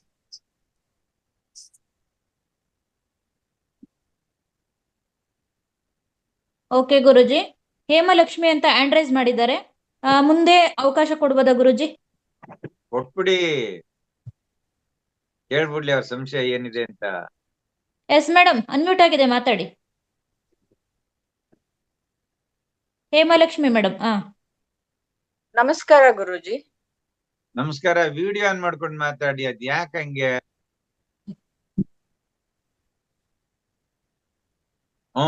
ಈಗ ಮಾತನಾಡಿ. ನನ್ಗೆ ಸುಮಾರು 10 ವರ್ಷದಿಂದ 11 ವರ್ಷ ಆಗಿದೆ ಪೀರಿಯಡ್ಸ್ ನಿಂತು ಹೋಗಿ. ಅದು ಹೇಳಿದ್ರು ಇನ್ನು ಆಗೋದಿಲ್ಲ ಅಂತ. ಈಗ ನಾನು ಈ ತರ ಪ್ರಾಣಾಯಾಮ, ಯೋಗಾಸನ ಅದೆಲ್ಲ ಮಾಡಿ ನನ್ನ ದೇಹನ ಸುರಕ್ಷಿತವಾಗಿ ಇಟ್ಕೋಬೇಕು. ಮಕ್ಕಳು ಸ್ವಲ್ಪ ದೊಡ್ಡವರಾಗಿದ್ದಾರೆ ಈಗ, ಅವರು ಬೆಳಗ್ಗೆ ಹೊತ್ತು ಎದ್ದೇಳೋದಿಲ್ಲ, ಎಷ್ಟ್ ಹೇಳಿದ್ರು ಕೇಳಲ್ಲ. ಜೊತೆಗೆ ಅದೇ ನಂಗೆ ದೊಡ್ಡ ಸಮಸ್ಯೆ ಆಗ್ಬಿಟ್ಟಿದೆ ಈಗ. ಈಗ ಮಕ್ಕಳನ್ನ ಯಾಕೆ ಎಬ್ಬಿಸ್ತೀರಿ ನೀವು? ಬೆಳಗ್ಗೆ ಬೇಗ ಎದ್ದೇಳ್ಬೇಕಲ್ಲ ಸರ್, 5 ಗಂಟೆಗಾದ್ರೂ ಎದ್ದೇಳ್ಬೇಕು. ಅವ ಒಬ್ಬನಿಗೆ ಇದು ಏನೋ ಫಿಟ್ಸ್ ತರ ಇದೆ, ಅವನು ಮಾತ್ರೆ ತಗೋ. ನನ್ಗೆ ತುಂಬಾ ಯೋಚನೆ ಮಾಡೋ ಪರಿಸ್ಥಿತಿಯಲ್ಲಿ ಇರುತ್ತೆ ನನ್ ತಲೆ ಯಾವಾಗ್ಲೂ. ಇಲ್ಲ, ನಿಮ್ಗೆ ಈ ರೀತಿಯ ಒಂದು ಮಾನಸಿಕ ಒತ್ತಡದಿಂದ ಆ ರೀತಿ ಮೆನೋಫಾಸ್ ಬೇಗ ಬಂದಿದೆ ಅನ್ಸುತ್ತೆ. ಎಷ್ಟು ವರ್ಷ ಆಗಿದೆ ತಮ್ಮ ವಯಸ್ಸು ಕೇಳ್ಬೋದಾ? ಹಾ ಸರ್, 12ರಲ್ಲಿ ನಿಂತು ಹೋಗಿದ್ದು. ಎಷ್ಟರಲ್ಲಿ? 12. ಅಲ್ಲಮ್ಮ, ಎಷ್ಟು ವಯಸ್ಸಿನಲ್ಲಿ ನಿಂತೋಯ್ತು ಅಂತ? ಅದು 32 ವರ್ಷ. ಇರ್ಲಿ, ಕೆಲವ್ರಿಗೆ ಆಗತ್ತೆ, ಹಾರ್ಮೋನ್ ಇಂಬ್ಯಾಲೆನ್ಸ್ ನಿಂದ ಆ ರೀತಿ ಆಗತ್ತೆ. ಅದರಿಂದ ಅದೇನಂತ ದೊಡ್ಡ ಸಮಸ್ಯೆ ಇಲ್ಲ. ನೀವು ಪ್ರತಿನಿತ್ಯವೂ ಆಸನಾಭ್ಯಾಸ ಮಾಡುವಾಗ ಬದ್ಧ ಕೋನಾಸನ, ಉಪವಿಷ್ಟ ಕೋನಾಸನ, ಈ ಆಸನಗಳನ್ನ ಮಾಡಿ. ನಮ್ಮ ಅಶ್ವಿನಿ ಅವರು ಹೇಳ್ಕೊಡ್ತಾರೆ. ಬದ್ಧ ಕೋನಾಸನ ಮತ್ತು ಉಪವಿಷ್ಟ ಕೋನಾಸನ, ಸುಪ್ತ ಬದ್ಧ ಕೋನಾಸನ, ವೀರಭದ್ರಾಸನ ಪ್ರಕಾರ 1, 2, 3 ಅದನ್ನ ಮಾಡಿ ಅಭ್ಯಾಸ ಮಾಡಿ. ಖಂಡಿತ ಸರಿ ಹೋಗುತ್ತಮ್ಮ, ಏನು ಯೋಚನೆ ಮಾಡಬೇಡಿ. ಕೆಲವ್ರಿಗೆ ಹಿಂಗಾಗತ್ತೆ, ಕೆಲವರು 30 ವರ್ಷಕ್ಕೆ ಮೆನೋಫಾಸ್ ಆಗಿರೋ ಸಾಧ್ಯತೆನೂ ಇದೆ. ಅದರಿಂದ ಏನಂತ ದೊಡ್ಡ ಅಗಾಧವಾದಂತ ಪ್ರಾಬ್ಲಮ್ ಏನಾಗಲ್ಲ. ಆದ್ರೆ ನೀವು ಮಾನಸಿಕವಾಗಿ ಕೂಗ್ಬಿಡ್ತೀರಿ ಅಷ್ಟೇ. ಏನ್ ಈ ರೀತಿ ಆಯ್ತಲ್ಲ, ಅಯ್ಯೋ ನನಗೆ ಇಷ್ಟು ಚಿಕ್ಕ ವಯಸ್ಸಿನಲ್ಲಿ ಹೀಗಾಯ್ತಲ್ಲ ಅಂತೇಳಿ ಕೂಗ್ಬಿಡ್ತೀರಿ. ಮಾನಸಿಕವಾಗಿ ಯಾವತ್ತೂ ಕೂಗ್ಬೇಡಿ. ಅದು ಅವರವರ ದೇಹದ ಪ್ರಕೃತಿಗೆ ಸಂಬಂಧಪಟ್ಟಂತೆ ಒಬ್ಬೊಬ್ಬರಿಗೂ ಒಂದೊಂದು ರೀತಿ ವ್ಯತ್ಯಾಸ ಆಗುತ್ತೆ. ಆದ್ರಿಂದ ಅದೇನು ದೊಡ್ಡ ಪ್ರಮಾದ ಏನು ಆಗೋದಿಲ್ಲ, ಹೆದರ್ಬೇಕಾದ ಅವಶ್ಯಕತೆ ಇಲ್ಲ ತಾಯಿ. ಮತ್ತೆ ಮಕ್ಕಳನ್ನ ಅವನು ಮಾತ್ರೆ ತಕೊಂಡು ಮಲಗೋದ್ರಿಂದ, ಮಾತ್ರೆ ಕೊಡ್ತಾ ಇದ್ದೀರಲ್ವಾ? ಹೌದು ಸರ್. ಆದ್ರಿಂದ ಮಾತ್ರೆ ತಕೊಂಡು ಮಲಗೋದ್ರಿಂದ ಬೇಗ ಎದ್ದೇಳಕ್ ಆಗಲ್ಲ. ಮಾತ್ರೆ ಪ್ರಭಾವ ನಿದ್ರೆ ಚೆನ್ನಾಗಿ ಬರುತ್ತೆ. ಆದ್ರಿಂದ ಅವನ್ನ ಏಳ್ಸೋ ಪ್ರಯತ್ನ ಮಾಡ್ಬಿಡಿ. ನಿಮ್ಮ ಅಭ್ಯಾಸ, ನಿಮ್ಮ ಸಾಧನೆಯನ್ನ ಮಾಡಿ. ಗೃಹಿಣಿ ಗೃಹ ಮುಚ್ಯತೆ ಅಂತ ಹೇಳ್ತಾರೆ. ಒಬ್ಬ ತಾಯಿ ಮನೆ ಒಳಗಡೆ 10 ಜನ ಪೇಷಂಟ್ಗಳಿದ್ರು 10 ಜನರನ್ನು ನಿಭಾಯಿಸಬಲ್ಲಳು. 10 ಜನಕ್ಕೂ ಹಾಸ್ಪಿಟಾಲಿಟಿಯನ್ನ ಮಾಡಬಲ್ಲಳು. ಅವರಿಗೆ ಬೇಕಾದದ್ದನ್ನೆಲ್ಲ ಒದಗಿಸ್ಕೊಡ್ಬಲ್ಲಳು. ಅವಳನ್ನ ಗುಣಪಡಿಸೋದಕ್ಕೆ ಪ್ರಯತ್ನ ಮಾಡಬಲ್ಲಳು. ಅದೇ ಒಬ್ಬ ತಾಯಿ, ಒಬ್ಬ ಸ್ತ್ರೀ ಅನಾರೋಗ್ಯಕ್ಕೀಡಾದ್ರೆ ಮನೆಯಲ್ಲಿರುವ ಅಷ್ಟೂ ಮಂದಿ ಕೈಕಾಲುಗಳು ನಿಂತೋಗ್ತವೆ. ಅಷ್ಟು ಜನ ಅವ್ರು ಸೇರಿ ಅವಳ ಸೇವೆಯನ್ನ ಮಾಡ್ಲಾರರು. ಆದ್ರಿಂದ ನೀವು ಗಟ್ಟಿಯಾಗಿ, ನೀವು ಮನೋಸ್ಥೈರ್ಯವನ್ನ ತಂದ್ಕೊಳ್ಳಿ. ನನಗೆ ಇಷ್ಟು ಬೇಗ ಹಿಂಗಾಯ್ತು, ನನಗೆ ಮುಂದೆ ಏನಾಗುತ್ತೋ ಆ ಚಿಂತೆ ಬಿಟ್ಬಿಡಿ. ನಾವು ಇಲ್ಲಿ ಮಾಡಿಸ್ತಾ ಇರ್ತಕ್ಕಂತ ಧ್ಯಾನ, ಯೋಗ, ಪ್ರಾಣಾಯಾಮ ಎಲ್ಲವನ್ನ ಮಾಡ್ತಾ ಇರಿ, ನಿರಂತರವಾಗಿ ಮಾಡಿ. ನಿಮ್ಮ ಮೇಲೆ ನಿಮ್ಗೆ ನಂಬಿಕೆ ಇಟ್ಕೊಳ್ಳಿ. ಖಂಡಿತ ನಿಮ್ಗೇನು ಆಗೋದಿಲ್ಲ. ಧೈರ್ಯವಾಗಿರಿ, ಸಂತೋಷವಾಗಿರಿ. ಸ್ವಲ್ಪ ಮುಖದಲ್ಲಿ ನಗು ತರಿಸ್ಬೋದಾ? ಹಾ ಸರಿ ಸರ್. ಸಾಲದು, ಹತ್ರಕ್ ಬಂದು ನಿಮ್ ವಿಡಿಯೋ ಎಲ್ಲೋ ಮೊಬೈಲ್ ಎಲ್ಲೋ ಇದೆ, ನೀವೆಲ್ಲ ನಿಂತಿದ್ದೀರಿ. ಹೀಗೆ ಮುಖದಲ್ಲಿ ಪ್ರಸನ್ನತೆಯನ್ನ ತಂದ್ಕೊಂಡು ಸದಾ ನಗನಗ್ತಾ ಏನ ಮಕ್ಕಳು ಆ ರೀತಿ ಆಗಿದಾರೆ ಅಂತ ಅವ್ರಿಗೆ ಸೇವೆ ಮಾಡಿ. ಮತ್ತೆ ನೀವು ಸದಾ ಸಂತೋಷವಾಗಿ ಅಭ್ಯಾಸ ಮಾಡಿ, ಅನುಮಾನ ಇಟ್ಕೋಬೇಕು. Okay, thank you Hemalakshmi madam. ನಿಮ್ ಪ್ರಶ್ನೆಗೆ ಅದ್ಭುತವಾದ ಉತ್ತರ ಸಿಕ್ಕಿದೆ ನಮ್ ಗುರುಗಳಿಂದ. Thank you madam. ಓಕೆ ಗುರುಜಿ, ಹ್ಯಾಂಡ್ ರೈಸ್ ಎಲ್ಲ ಮುಗ್ದಿದೆ. Lakshmi Devi madam hand raise ಮಾಡಿದಾರೆ. ಮತ್ತೆ ಕೊನೆಯ ಪ್ರಶ್ನೆ. ಎಸ್ ಮೇಡಮ್, ಹೇಳಿ ಬೇಗ. ನನಗೆ ಪ್ರಶ್ನೆ ಏನಿಲ್ಲ ಸರ್ ಗುರುಗಳೇ. ಈಗ ಮೇಡಮ್ ಪ್ರಶ್ನೆ ಕೇಳಿದ್ರಲ್ಲ ಇವಾಗ ತಾನೆ, ಅದೇ ನಮ್ಗೆ ಮಗುನ್ ತೊಂದ್ರೆ ಇದೆ ಅಂತ ಹೇಳಿ ಅವ್ರಿಗೆ ದಯವಿಟ್ಟು ಹೇಳ್ತಾ ಇದ್ದೀನಿ, ಮಾವತಾರ ಟಿವಿನ ಸಬ್ಸ್ಕ್ರೈಬ್ ಮಾಡ್ಕೊಳ್ಳಿ. ಅದರೆಲ್ಲ ವಿಡಿಯೋಸ್ ನೋಡಿ ನಿಮ್ಗೆ ಎಲ್ಲದಕ್ಕೆ ಪರಿಹಾರ ಸಿಗುತ್ತೆ ಅಂತ ಹೇಳಕ್ಕೆ ಮಾಡಿದ್ದು. ಮಾವತಾರ ಟಿವಿನ ಸಬ್ಸ್ಕ್ರೈಬ್ ಮಾಡ್ಕೊಳ್ಳಿ, ಹಳೆ ವಿಡಿಯೋಸ್ ಎಲ್ಲ ನೋಡಿ ನಿಮ್ಗೆ ಪ್ರತಿಯೊಂದಕ್ಕೂ ಪರಿಹಾರ ಸಿಗುತ್ತೆ ಅಂತ ಹೇಳಿದ್ದೆ ಮೇಡಮ್. ನಮಸ್ತೆ. ಸರಿ ಸರಿ, thank you madam, thank you. ಗುರುಜಿ ಎಲ್ಲ ಹ್ಯಾಂಡ್ ರೈಸ್ ಮುಗ್ದಿದೆ. ಮುಂದಿನ ಭಾಗ ಪ್ರಾಣಾಯಾಮ ಅಂತ ಹೇಳಿದ್ರಿ. ಅಲ್ಲ, ಈಗ ಸಮಯ ಆಗಿರೋದ್ರಿಂದ ಮುಂದಿನ ಭಾಗ ನಾಳೆ ಮಾಡ್ಬೋದಾ ಸರ್? ಇದು ಅಂದ್ರೆ ನಾಳೆ ಮಾಡೋಣ ಸರ್, ನಾಳೆ ಅಷ್ಟೇ. ನಾಗರತ್ನಮ್ಮ, ಕೊನೆಯದಾಗಿ ಕೊನೆ ಪ್ರಶ್ನೆ ಮಾತಾಡಿ. ನಮಸ್ತೆ ಗುರುಜಿ. ನಮಸ್ತೆ ಅಶ್ವಿನಿ ಮೇಡಮ್ ಅವ್ರಿಗೆ ನಾನು ಇನ್ನೊಂದ್ಸರಿ ಕೇಳ್ಕೊತಾ ಇದ್ದೀನಿ. ನಮ್ ತಂಗಿ ಒಬ್ಬರನ್ನ ಇದು ನಿಮ್ಮ ಅವತಾರ್ ಫೌಂಡೇಶನ್ ಇದಕ್ಕೆ ಜಾಯಿನ್ ಮಾಡಿ ಅಂತ ಕೇಳ್ಕೊತಾ ಇದ್ದೀನಿ. ಅವ್ರು ತುಂಬಾನೇ ಸ್ವಲ್ಪ ಈ ಪ್ರಾಬ್ಲಮ್ಗಳೆಲ್ಲ ಇದೆ, ಹೇಳ್ಸ್ಕೋಬೇಕು. ಮತ್ತೆ ನಿಮ್ದು ಇದೆಲ್ಲ ತುಂಬಾ ನೋಡ್ಬೇಕು. ನಾನ್ ಕಳಿಸ್ತಾ ಇರ್ತೀನಿ ವಿಡಿಯೋಗಳೆಲ್ಲ, ಅದ್ರ ಬದಲು ಅವಳಿಗೆ ಡೈರೆಕ್ಟ್ ಆಗಿ ಜಾಯಿನ್ ಮಾಡಿಸಿದ್ರೆ ಅವಳಿಗೆ ಇದಾಗುತ್ತೆ ಅಂತ ಕೇಳ್ಕೊತಾ ಇದ್ದೀನಿ ಅಶ್ವಿನಿ ಮೇಡಮ್ಗೆ. ನಮಸ್ತೆ ಗುರು. ಮೇಡಮ್ ಕಳ್ಸ್ಕೊಡಿ, ನಂಬರ್ ನೇಮ್ ಎಲ್ಲ ಕಳ್ಸ್ಕೊಡಿ. ನಂಬರ್ ನಿಮ್ಮ ವೈಯಕ್ತಿಕ ನಂಬರ್ಗೆ ಕಳ್ಸಿದೀನಿ. Okay madam, okay. ಇವತ್ತಿಂದ ಸ್ವಲ್ಪ ಜಾಯಿನ್ ಮಾಡಿ ಮೇಡಮ್. ಅವಳಿಗೆ ನೀವು ಹಾಕದ್ದೆಲ್ಲ ನಾನು ಅವಳಿಗೆ ಇದು ಮಾಡ್ತಾ ಇದ್ದೀನಿ, ಫಾರ್ವರ್ಡ್ ಮಾಡ್ತಾ ಇದ್ದೀನಿ. ಎಸ್ ಮೇಡಮ್, ಖಂಡಿತ. ಕಳಿಸ್ಕೊಡಿ ಮೇಡಮ್. ನಮಸ್ತೆ ಗುರುಜಿ. ನಮಸ್ತೆ madam. Thank you. Okay madam. Nandini Prasanna madam, ತುಂಬಾ ದಿವಸ ಆಯ್ತು, ನಿಮ್ಮ ವಾಯ್ಸ್ ಬಂದಿಲ್ಲ, ನಿಮ್ಮ ಧ್ವನಿ ಕೇಳಿಸ್ಕೊಂಡಿಲ್ಲ ನಾವು. ನಮಸ್ತೆ ಸರ್, ಮಾತಾಡ್ನಲ್ಲ ಸರ್, ಕ್ವಶನ್ ಕೇಳ್ದೆ ನಾನು. ಹೌದಾ? ವಿಡಿಯೋ ಆನ್ ಮಾಡ್ಕೊಂಡು ಮುಖದರ್ಶನ ಮಾಡಿಸಿ. ಸರ್ ಅಡ್ಗೆ ಮಾಡ್ತಾ ಇದ್ದೆ ಸರ್, ಮಕ್ಳು ಸ್ಕೂಲ್ ಕಳಿಸ್ಬೇಕಿತ್ತು. ಅಯ್ಯೋ, ಅಡಿಗೆ ಪಾಡ್ಗಡಿಗೆ ನಡೆಯುತ್ತೆ.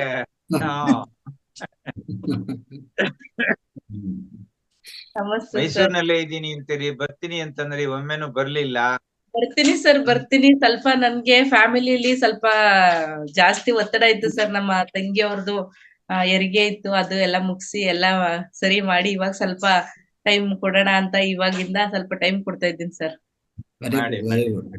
ದೀಪಾ ಮೇಡಮ್ ಕಾಣಿಸಿಲ್ಲ ಈ ಮಧ್ಯದಲ್ಲಿ, ಸುಮಾರು ದಿವಸ ಆಯ್ತು. ಸರ್ ದೀಪಾ ಮೇಡಮ್ ಹುಷಾರಿಲ್ಲ ಸರ್. ಏನಾಗಿದೆ? ದೀಪಾ ಮೇಡಮ್ಗೆ ಏನೋ ಮಂಗನ ಬಾವು ಅಂತ ಆಗಿದೆಯಂತ ಸರ್. ಹೌದಾ? ಹಾ. ಅಯ್ಯೋ, ನಮ್ಗೇನಾರು ಒಂಚೂರು ತಿಳಿಸ್ಬಾರ್ದ ಅವರು? ಅಂದ್ರೆ ಅವ್ರಿಗೆ ಮಾತಾಡಕ್ ಹೋಗ್ತಿರ್ಲಿಲ್ಲ ಸರ್, ತುಂಬಾ ಕೆಮ್ಮು, ಮಾತಾಡಿದ್ರೆ ಸಾಕು ಕೆಮ್ಮು ಬರ್ತಾ ಇತ್ತು ಅವ್ರಿಗೆ, ಆತರ ಇತ್ತು.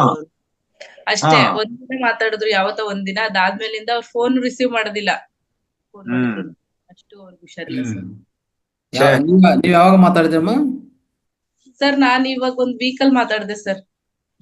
ಅಂದ್ರೆ ಏನು ಕೆಮ್ಮು ಬರೋದೊಂದು, ಇನ್ನು ಏನ್ ಪ್ರಾಬ್ಲಮ್, ಸಮಸ್ಯೆ, ಬೇರೆ ಸಮಸ್ಯೆ?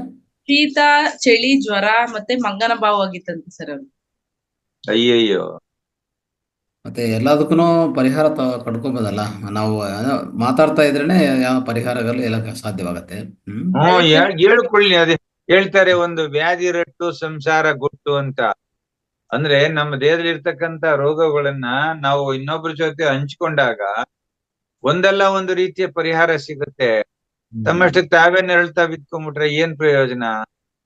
ಅಟ್ಲೀಸ್ಟ್ ಒಂದ್ ಮೆಸೇಜ್ ಆದ್ರೂ ಮಾಡ್ಬೋದಾಗಿತ್ತು. ನಾನು 2-3 ಸತಿ ಫೋನ್ ಮಾಡಿದೆ, ಮೆಸೇಜ್ ಮಾಡ್ಲಿಲ್ಲ ಅಷ್ಟೇ. ಫೋನ್ ಮಾಡಿದೆ, ರಿಸೀವ್ ಆಗ್ಲಿಲ್ಲ. ಫೋನು ಅವ್ರ ಮಗನ ಹತ್ರ ಇದೆಯಂತೆ ಸರ್, ಅವ್ರ ಮಗನ್ನೇ ಹೇಳಿದ್ದು. ಹಾ ಹಾ ಹಾ ಹಾ ಹಾ ಹಾ ಅವ್ರ ಮಗನ ಹತ್ರ ಇದೆಯಂತೆ ಫೋನು, ಮೇಡಮ್ ಹತ್ರ ಇಲ್ಲ. ಅವ್ರಿಗೆ ಮಾತಾಡಕ್ ಆಗಲ್ಲ ಅಂತ ಹೇಳಿ ಅವ್ರ ಹತ್ರ ಇಲ್ಲ ಸರ್. ಅಯ್ಯೋ, ಎಲ್ಲಿ ಚಿತ್ರದುರ್ಗದಲ್ಲಲ್ಲ ಅವ್ರು ಇರೋದು? ಸರ್ ಚಿತ್ರದುರ್ಗ. ಹ್ಮ್. ಅಡ್ರೆಸ್ ಆದ್ರೂ ಕೊಟ್ರೆ ಒಂದ್ಸತಿ ಹೋಗಿ ನೋಡ್ಕೊಂಡಾರು ಬರ್ಬೋದಿತ್ತಲ್ಲ. ಸರ್ ಅಡ್ರೆಸ್ ತಗೊಳ್ಳಿಮ್ಮ, ಒಂದ್ಸರಿ ಹೋಗಿ ಅಲ್ಲೇ ಬೇಕಂದ್ರೆ ಭೇಟಿ ಮಾಡು. ಅವ್ರ ಅಡ್ರೆಸ್ ತಗೊಳ್ಳಿ. ಸಾಧ್ಯವಾದ್ರೆ ರಂಗನಾಥ್ ಜಿಯವರು ಮತ್ತು ನಾನು ಇಬ್ರು ಹೋಗ್ಬಿಟ್ಟು ನೋಡ್ಕೊಂಡು ವಿಚಾರಿಸ್ಕೊಂಡ್ ಬರ್ತೀವಿ. ಯಾಕೆಂದ್ರೆ ನಮ್ಮ ಗುಂಪಿನಲ್ಲಿ ಯಾರಿಗಾದ್ರೂ ಒಬ್ರಿಗೆ ಅನಾರೋಗ್ಯಕ್ಕೀಡಾದಾಗ ಅವರನ್ನ ಸಂಪೂರ್ಣವಾಗಿ ವಿಚಾರಿಸ್ಕೋಬೇಕಾದ್ದು ನಮ್ಮ ಧರ್ಮ. ನಾನು ಹೇಳೋದು ಯಾವುದೇ ಇದ್ರೆ ಹಂಚ್ಕೊಂಡಿದ್ರೆ ಪರಿಹಾರಗಳು ಕಂಡಿಡ್ಬೋದು, ಏನ್ ತೊಂದ್ರೆ ಇಲ್ಲ. ಯಾವುದೇ ಇಷ್ಟೆಲ್ಲ ನಾವು ತಜ್ಞರು ನಮ್ಮ ವೇದಿಕೆದಲ್ಲಿ ಇದ್ದಾರೆ, ಇಷ್ಟೆಲ್ಲ ಎಕ್ಸ್ಪರ್ಟ್ಸ್ ಇದ್ದಾರೆ. ಯಾವುದೇ ವಿಷಯ ಇರ್ಲಿ ಅದಕ್ಕೆ ಸೊಲ್ಯೂಷನ್ ಕಂಡಿಡ್ಬೋದು. ಅಡ್ರೆಸ್ ಗೊತ್ತಿಲ್ಲ ಸರ್, ನಾನು ಮತ್ತೆ ಫೋನ್ ಮಾಡ್ಲಿಕ್ಕೆ ಟ್ರೈ ಮಾಡಿ ಹೇಳ್ತೀನಿ ಸರ್. ಅವ್ರಿಗೆ ಮೆಸೇಜ್ ಮಾಡ್ಬಿಟ್ಟು ಅವ್ರಿಗೆ ಈ ರೀತಿ ತಿಳಿಸಿ, ನಿಮಗೆ ಮಾತಾಡಕ್ಕಾದ್ರೆ ಚಿಂತೆ ಇಲ್ಲ, ಮಗನ ಕೈನಲ್ಲಿ ಒಂದು ಮೆಸೇಜ್ ಮಾಡಿಸಿ ಸಾಕು. ಇವರು ರಂಗನಾಥ್ ಗುರೂಜಿ ಅವರು ಮತ್ತು ನಾಗರಾಜ್ ಮಾಸ್ಟರ್ ಬರ್ತಾರೆ, ತಮ್ಮನ್ನ ಭೇಟಿ ಮಾಡ್ಬೇಕು, ನೋಡ್ಬೇಕು ಅಂತ ಇದ್ದಾರೆ ಅಂತ ಹೇಳ್ಬಿಟ್ಟು ಹೇಳಿ. ಒಬ್ಬರು ಕಷ್ಟ ಸುಖದಲ್ಲಿ ನಾವು ಭಾಗಿಯಾಗ್ಲಿಲ್ಲ ಅಂದ್ರೆ ನಾವ್ ಏನ್ ಪ್ರಯೋಜನ? ಅದಕ್ಕೆ ನಾನು ಮೊನ್ನೆ ಆಲ್ಮೋಸ್ಟ್ ಒಂದು 10 ದಿವಸದಿಂದ ಕೇಳ್ತಾನೆ ಇದ್ದೀನಿ ಅವ್ರ ಬಗ್ಗೆ. ಯಾರಿಂದನೂ ಮಾಹಿತಿ ಸಿಗ್ತಾ ಇಲ್ಲ. ಯಾರಿಂದಲೂ ಮಾಹಿತಿ ನನಗೂ ಸಿಕ್ಕಿಲ್ಲ. ಇಲ್ಲ ಗುರುಜಿ, ನಾನು ಫೋನ್ ಟ್ರೈ ಮಾಡ್ತಿದ್ದೆ, ತೆಗ್ದಿಲ್ಲ ಅವರು ತುಂಬಾ ದಿನ. ಆಮೇಲೆ ಒಂದಿನ ಮಾತ್ರ ಸಿಕ್ಕಿದ್ರು, ಅವಾಗ ಹಿಂಗಂತ ಅಂದ್ರು, ಆಯ್ತು ರೆಸ್ಟ್ ಮಾಡಿ ಮೇಡಮ್, ಹುಷಾರಾದ್ಮೇಲೆ ಫೋನ್ ಮಾಡಿ ಅಂತ ಹೇಳಿ. ನಮ್ಮ ವೇದಿಕೆ ಇರೋದೇ ಅದಕ್ಕೋಸ್ಕರಮ್ಮ. ಈ ವೇದಿಕೆ ಇರೋದೇ ಯಾವುದೇ ಸಮಸ್ಯೆ, ಅನಾರೋಗ್ಯ ಸಮಸ್ಯೆ, ಮಾನಸಿಕ ದೈಹಿಕ ಯಾವುದೇ ಸಮಸ್ಯೆ ಇದ್ರೂ ತೀರ್ಸ್ಕೊಡೋದೇ ವೇದಿಕೆ ಇರೋದು. ಅತಿ ಸುಲಭವಾದ ರೀತಿಯಲ್ಲಿ ತೀರ್ಸ್ಕೋಬಹುದು. ಆದ್ರೆ ಹೇಳ್ಬೇಕು ಏನಾಗಿದೆ ಅಂತ ನಮ್ಗೆ ಹೇಳ್ಬೇಕು ಫಸ್ಟ್. ಅದಕ್ಕೆ ಸೊಲ್ಯೂಷನ್ ಒಂದ್ ದಿವಸ ಆಗ್ಬೋದು, 2 ದಿವಸ ಅದು ಕಂಡಿಡ್ಬೋದು. ಅದು ಪಾಲನೆ ಮಾಡಿದ್ರೆ ಸಾಕು, ಆಚೆ ಕಡೆ ಬರ್ತಾರೆ ಅವರು. ಓಕೆ ಗುರುಜಿ, ಹೇಳ್ತೀನಿ ಗುರುಜಿ, ನಾನು ಅವ್ರನ್ನ ಮತ್ತೆ ಪ್ರಯತ್ನ ಮಾಡಕ್ಕೆ ಟ್ರೈ ಮಾಡ್ತೀನಿ, ಮತ್ತೆ ತಿಳಿಸ್ತೀನಿ. ಪ್ರತಿಯೊಂದು ರೋಗ, ಯಾವುದೇ ರೋಗ ಇರ್ಲಿ, ಈವನ್ ಕ್ಯಾನ್ಸರ್ ಇರ್ಲಿ, ಯಾವ್ದಿರ್ಲಿ, ಅದಕ್ಕೇನು ಪಥ್ಯ, ಅದಕ್ಕೇನು ಮದ್ದು, ಈ ಎರಡೇ ಬೇಕಾಗಿರೋದು. ಮದ್ದು ಒಂದು ಕಡೆ, ಪಥ್ಯ ಒಂದು ಕಡೆ, ಈ ಎರಡು ಪಾಲನೆ ಮಾಡಿದ್ರೆ ಯಾವುದೇ ರೋಗ ಇರ್ಲಿ ವಾಸಿ ಮಾಡ್ಕೋಬಹುದು. ಆಯ್ತಾ? ಒಂದನ್ನಂತೂ ತಿಳ್ಕೊಳ್ಳಿ, ನಮ್ಮ ಗುಂಪಿನಲ್ಲಿರೋರು ಯಾರಿಗೆ ಏನೇ ಸಮಸ್ಯೆ ಬಂದ್ರು ತಕ್ಷಣ ನಮ್ಮ ಇಲ್ಲಿ ವೇದಿಕೆಯಲ್ಲಿ ಹಂಚ್ಕೊಳ್ಳಿ. ಒಬ್ರಲ್ಲ ಒಬ್ರು ಅದಕ್ಕೆ ಒಂದು ಪರಿಹಾರವನ್ನ ಹುಡುಕ್ತಾರೆ. ಮತ್ತೆ ಒಬ್ಬರ ಕಷ್ಟ ನಮ್ಮೆಲ್ಲರದು ಅಂತ ತಿಳ್ಕೊಳ್ತೀವಿ ನಾವು. ಒಬ್ರಿಗೆ ಬರ್ತಕ್ಕಂತ ಸಮಸ್ಯೆ ಅದು ಅವರೇ ಅನುಭವಿಸ್ಬೇಕು ಅಂತ ಏನಿಲ್ಲ. ಅದರಲ್ಲಿ ಪರಿಹಾರ ಹುಡುಕೋದಕ್ಕೆ ನಾವು ಕೂಡ ಪ್ರಯತ್ನ ಮಾಡೋಣ. ಈಗ ಸ್ವಲ್ಪ ಜನ ಈ ತರ ಸಮಸ್ಯೆಗಳಂದ್ರೆ ಈ ಶಕ್ತಿ ಪರವಾಗಿ ಯಾವ್ದೋ ಮಾಟ ಮಂತ್ರಿ ಅಂತದಕ್ಕೂ ಪರಿಹಾರಗಳಿದೆ. ಅಂದ್ರೆ ಸುಲಭವಾಗಿ ಮಾಡ್ತಾರೆ. ನಮ್ಮ ಹತ್ರ ಇರುವಂತ ತಜ್ಞರು ಇದ್ದಾರೆ, ಅವ್ರು ಏನ್ ಮಾಡ್ತಾರೆ, ಕರ್ಕೊಂಡು ನೀಟಾಗಿ ಅತಿ ಸುಲಭವಾದ ರೀತಿಯಲ್ಲಿ ಯಾವುದೇ ಭಯ ಚಿಂತೆ ಇಟ್ಕೊಳ್ಳೋ ಅವಶ್ಯಕತೆ ಇಲ್ಲ, ಅದನ್ನು ಪರಿಹಾರ ಮಾಡ್ತಾರೆ. ಈಗ ನಮ್ಮಲ್ಲಿ ರೇಖಿ ವಿದ್ಯೆಯವರಿದ್ದಾರೆ, ಮರ್ಮ ಥೆರಪಿ ಅವರಿದ್ದಾರೆ. ಅಂತ ಸಂದರ್ಭದಲ್ಲಿ ಬೇಕಾದ್ರೆ ಅವ್ರನ್ನೇ ಕರ್ಕೊಂಡು ಹೋಗೋಣ, ಕರ್ಕೊಂಡೋಗಿ ಅಲ್ಲೇ ಚಿಕಿತ್ಸೆ ಮಾಡಿಸೋಣ. ಆಗ ಅವರು ಹೊರಗಡೆ ಬರೋಕ್ ಆಗೋದಿಲ್ಲ ಅನ್ನುವಂತ ಸಂದರ್ಭ ಬಂದ್ರೆ, ಆದ್ರಿಂದ ನಮ್ ಜೊತೆನಲ್ಲಿ ಹಂಚ್ಕೋಬೇಕು, ವಿಷಯ ತಿಳಿಸ್ಬೇಕು. ವಿಷಯ ತಿಳಿಸಿದ್ರೆ ಅದಕ್ಕೆ ಸಂಬಂಧಪಟ್ಟಂತೆ ನಾವ್ ಏನಾದ್ರು ಒಂದು ಪ್ರಯತ್ನ ಮಾಡೋಣ. ರಂಗನಾಥ್ಜಿಯವರು ಅದಕ್ಕೆ ಸದಾ ಸಿದ್ಧವಾಗಿದ್ದಾರೆ. ನಾನು ಅವರು ಎಷ್ಟೋ ಸಂದರ್ಭದಲ್ಲಿ ಕೆಲವರು ಹೇಳುವಂತ ವಿಚಾರಗಳನ್ನ ಕೇಳಿದ್ದೀನಿ. ಹೀಗಿರುವಾಗ ತಾಯಿ ಹೃದಯ ಇರ್ತಕ್ಕಂತಹ ಇಂಥ ಮಹಾತ್ಮರಿರುವಾಗ ಹೇಳ್ಕೊಳ್ದೇನೆ ಸುಮ್ನೆ ತಂಪಾಡ ತಾವೇ ನೋವನ್ನ ಅನುಭವಿಸಿದ್ರೆ ಏನ್ ನಮ್ಮ ಪ್ರಯೋಜನ? ಅಂದ್ರೆ ಸರ್, ಅವ್ರು ಯಾರಿಗೂ ಪ್ರಯತ್ನ ಮಾಡಿದಾಗ ಕಾಲಕ್ಕೆ ಸಿಕ್ಕಿಲ್ಲ ಸರ್ ಅವ್ರಿಗೆ ಹೇಳ್ಲಿಕ್ಕೆ. ಅದು ಒಂದೇ ಒಂದು ಸರಿ ನನ್ಗೆ ಹೋದ್ ವಾರದಲ್ಲಿ ಸಿಕ್ಕಿದೆ ಸರ್. ಏನಕ್ಕೆ ಫೋನ್ ಎತ್ತುತ್ತಾನೆ ಇಲ್ವಲ್ಲ ಅಂತ ಫೋನ್ ಮಾಡಿದಕ್ಕೆ ಆಗ ಲಾಸ್ಟ್ ಟೈಮ್ ಒಂದ್ಸರಿ ಸಿಕ್ಕಿದ್ರು ಅಷ್ಟೇ. ನಾನು 2-3 ಸತಿ ಮಾಡಿದ್ದೀನಮ್ಮ. ತುಂಬಾ ನಮ್ ಗ್ರೂಪ್ ಇಂದ ದೀಪಾ ಮೇಡಮ್ ಬರ್ತಾ ಇಲ್ಲ ಅಂತ ತುಂಬಾ ಜನ ಕಾಲ್ ಮಾಡಿದಾರಂತೆ. ಹ್ಮ್ ಅವರೆಲ್ಲ ನನಗ್ ಫೋನ್ ಮಾಡಿದಾಗ್ಲೂ ಕೇಳ್ತಾ ಇದ್ರು ಗುರುಜಿ, ದೀಪಾ ಮೇಡಮ್ ನಿಮಗ್ ಫೋನ್. ಅಂದ್ರೆ ಆರೋಗ್ಯವಾಗಿದ್ರೆ ಈ ವೇದಿಕೆಗೆ ಬರೋದು, ಅನಾರೋಗ್ಯ ಇದ್ರೆ ವೇದಿಕೆನ ಉಪಯೋಗಿಸ್ಕೋಬಾರ್ದು ಅಂತ ಏನಾದ್ರು ರೂಲ್ ಇದೆಯಾ? ಆತರ ಇಲ್ಲ ಗುರುಜಿ, ಅವ್ರಿಗೆ ಮಾತಾಡಕ್ ಆಗ್ತಿರ್ಲಿಲ್ಲ. ಮಾತ್ಗೂ ಹಲೋ ಅಂದ್ರು ಕೆಮ್ಮು, ಈ ತರ ಮಾತಿಗೂ ಇಲ್ಲ, ಆತರ ಇರುವಾಗ ಅವ್ರ ಮಗದಿಂದ ಫೋನ್ ಮಾಡ್ಬೇಕು. ಅವ್ರ ಮಗ ನಾನು ಒಂದು ಮೆಸೇಜ್ ಹಾಕ್ತೀನಿ, ಫೋನ್ ಮಾಡಿ ನನ್ಗೋ ಇಲ್ಲಾಂದ್ರೆ ನಾಗರಾಜ್ ಸರ್ಗೋ ಮಾತಾಡಿಸಿದ್ರೆ ನಾವು ಏನಾಗಿದೆ ಅಂತ ಪೂರ್ತಿ ವಿಚಾರಣ ತಗೊಂಡು ಅದೆಲ್ಲ ವಿಷಯಗಳು ತಗೊಂಡು ಆಮೇಲೆ ಅದಕ್ಕೆ ಪರಿಹಾರ ಕಂಡಿಡ್ಬೋದು. ಅಲ್ಲೇ ಬೇಕಂದ್ರೆ ಹೋಗಿ ಆ ಪರಿಹಾರ ಕೊಡಕ್ಕೆ ಅವಕಾಶ ಇರ್ತದೆ. ಯಾಕಂದ್ರೆ ನಾವು ಅಲೋಪತಿ ಇಂಗ್ಲಿಷ್ ವೈದ್ಯ ಏನೋ ಸ್ವಲ್ಪ ಯೂಸ್ ಮಾಡ್ಕೋಬಹುದು ನಿಯಂತ್ರಣಕ್ಕೆ, ಬಟ್ ಹೆಚ್ಚಾಗಿ ಯೂಸ್ ಮಾಡ್ಕೋದ್ರೆ ಅದು ಮತ್ತೆ ಬೇರೆ ಬೇರೆ ಪರಿಣಾಮಗಳು ಬೀರುತ್ತೆ. ಅದು ಅದೇ ತೊಂದ್ರೆ. ಓಕೆ ಮಾ. Thank you Guruji. Thanks madam. ಕೊನೆ ಪ್ರಶ್ನೆ. ನಮಸ್ಕಾರ ಗುರುಜಿ. ನಮಸ್ಕಾರ ನಮಸ್ಕಾರ ನಾಗರಾಜ್ ಗುರುಗಳಿಗೆ. ನನಗೆ ಇವತ್ತು 7ರಿಂದ ಇಂಟರ್ನೆಟ್ ಕನೆಕ್ಷನ್ ಇಲ್ಲ, ಕೇಳಲಿಕ್ಕೆ ಯಾವುದೂ ಆಗ್ಲಿಲ್ಲ. ಆದ್ರೂ ಕೂಡ ನಾನು ದೀಪಾ ಮೇಡಮ್ ಅವರಿಗೆ ಕನಿಷ್ಠ ಶುಕ್ರವಾರ, ಶನಿವಾರ, ರವಿವಾರ, ಸೋಮವಾರ 4 ದಿನದಿಂದ ದಿನಕ್ಕೆ 2-3 ಸಲ ಫೋನ್ ಮಾಡ್ತಾ ಇದ್ದೀನಿ. ಬಟ್ ಅವ್ರ ಕಾಲು ಎತ್ತುತ್ತಾ ಇಲ್ಲ, ಏನಂಬೋದು ಗೊತ್ತಾಗಿಲ್ಲ. ಆಮೇಲೆ ನಮ್ಮ ಇವ್ರು ಕೂಡ ಕೇಳಿದ್ರು, ಸುಜಾತಾ ಕುಲಕರ್ಣಿ ಅವ್ರು, ಏನಾಗ್ಯದ ಉಮ್ಮಕ್ಕ ಅವ್ರಿಗೆ ಅಂದ್ರೆ ಫೋನ್ ಎತ್ತುತ್ತಾ ಇಲ್ಲ, ಏನಂಬೋದು ಗೊತ್ತಾಗಿಲ್ಲ ಅಂತ. ಒಂದು ಮದ್ದಂದ್ರೆ ಏನು, ಇದು ಅಗಸೆ ಬೀಜ, ಅಗಸೆ ಬೀಜ. ಆಮೇಲೆ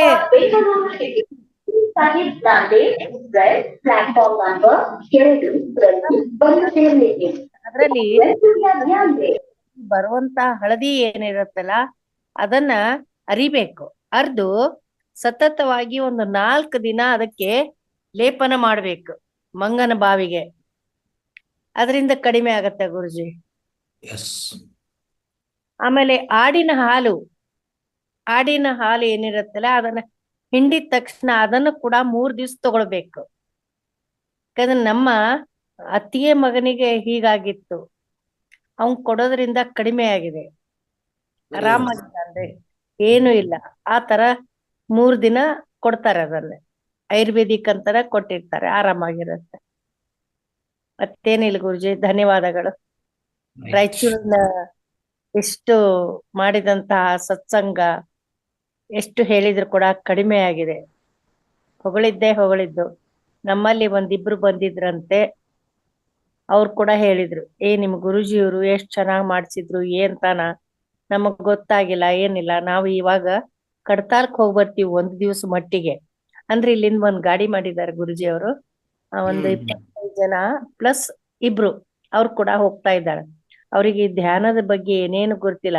ಮೊನ್ನೆ ಹುಣ್ಣಿಮೆ ಧ್ಯಾನಕ್ಕಂತ ಅವ್ರ ಮನೆಗ್ ಬಂದಿದ್ರು.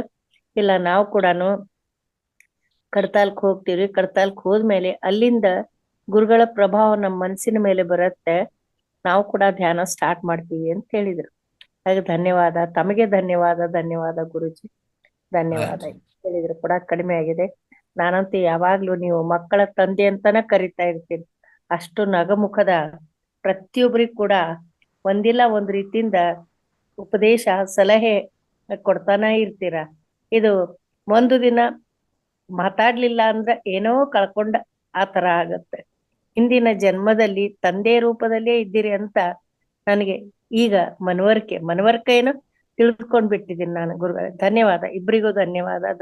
ನಮಸ್ಕಾರ. ಮಾತಾಡ್ಲಿಕ್ಕೆ ಅವಕಾಶ ಕೊಟ್ಟಿದ್ದಕ್ಕೆ ಧನ್ಯವಾದ.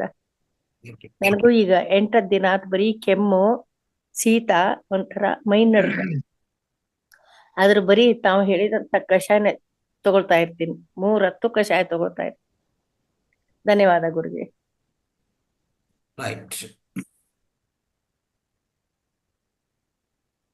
ಓಕೆ ಗುರುಜಿ. ಆಯ್ತು.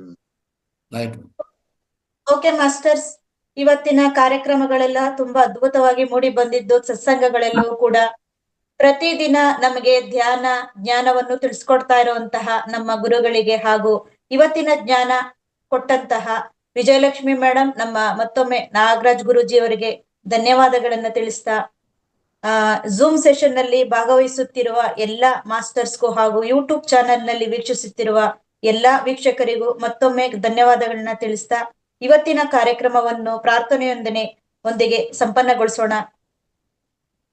ಓಂ ಸರ್ವೇ ಭವಂತು ಸುಖಿನಃ, ಸರ್ವೇ ಸಂತು ನಿರಾಮಯ, ಸರ್ವೇ ಭದ್ರಾಣಿ ಪಶ್ಯಂತು, ಮಾ ಕಶ್ಚಿತ್ ದುಃಖ ಭಾಗ್ ಭವೇತ್. ಲೋಕ ಸಮಸ್ತ ಸುಖಿನ ಭವಂತು. ಧನ್ಯವಾದಗಳು ಗುರೂಜಿ. ಎಲ್ರಿಗೂ ಧನ್ಯವಾದಗಳು. Thank you sir. Thank you.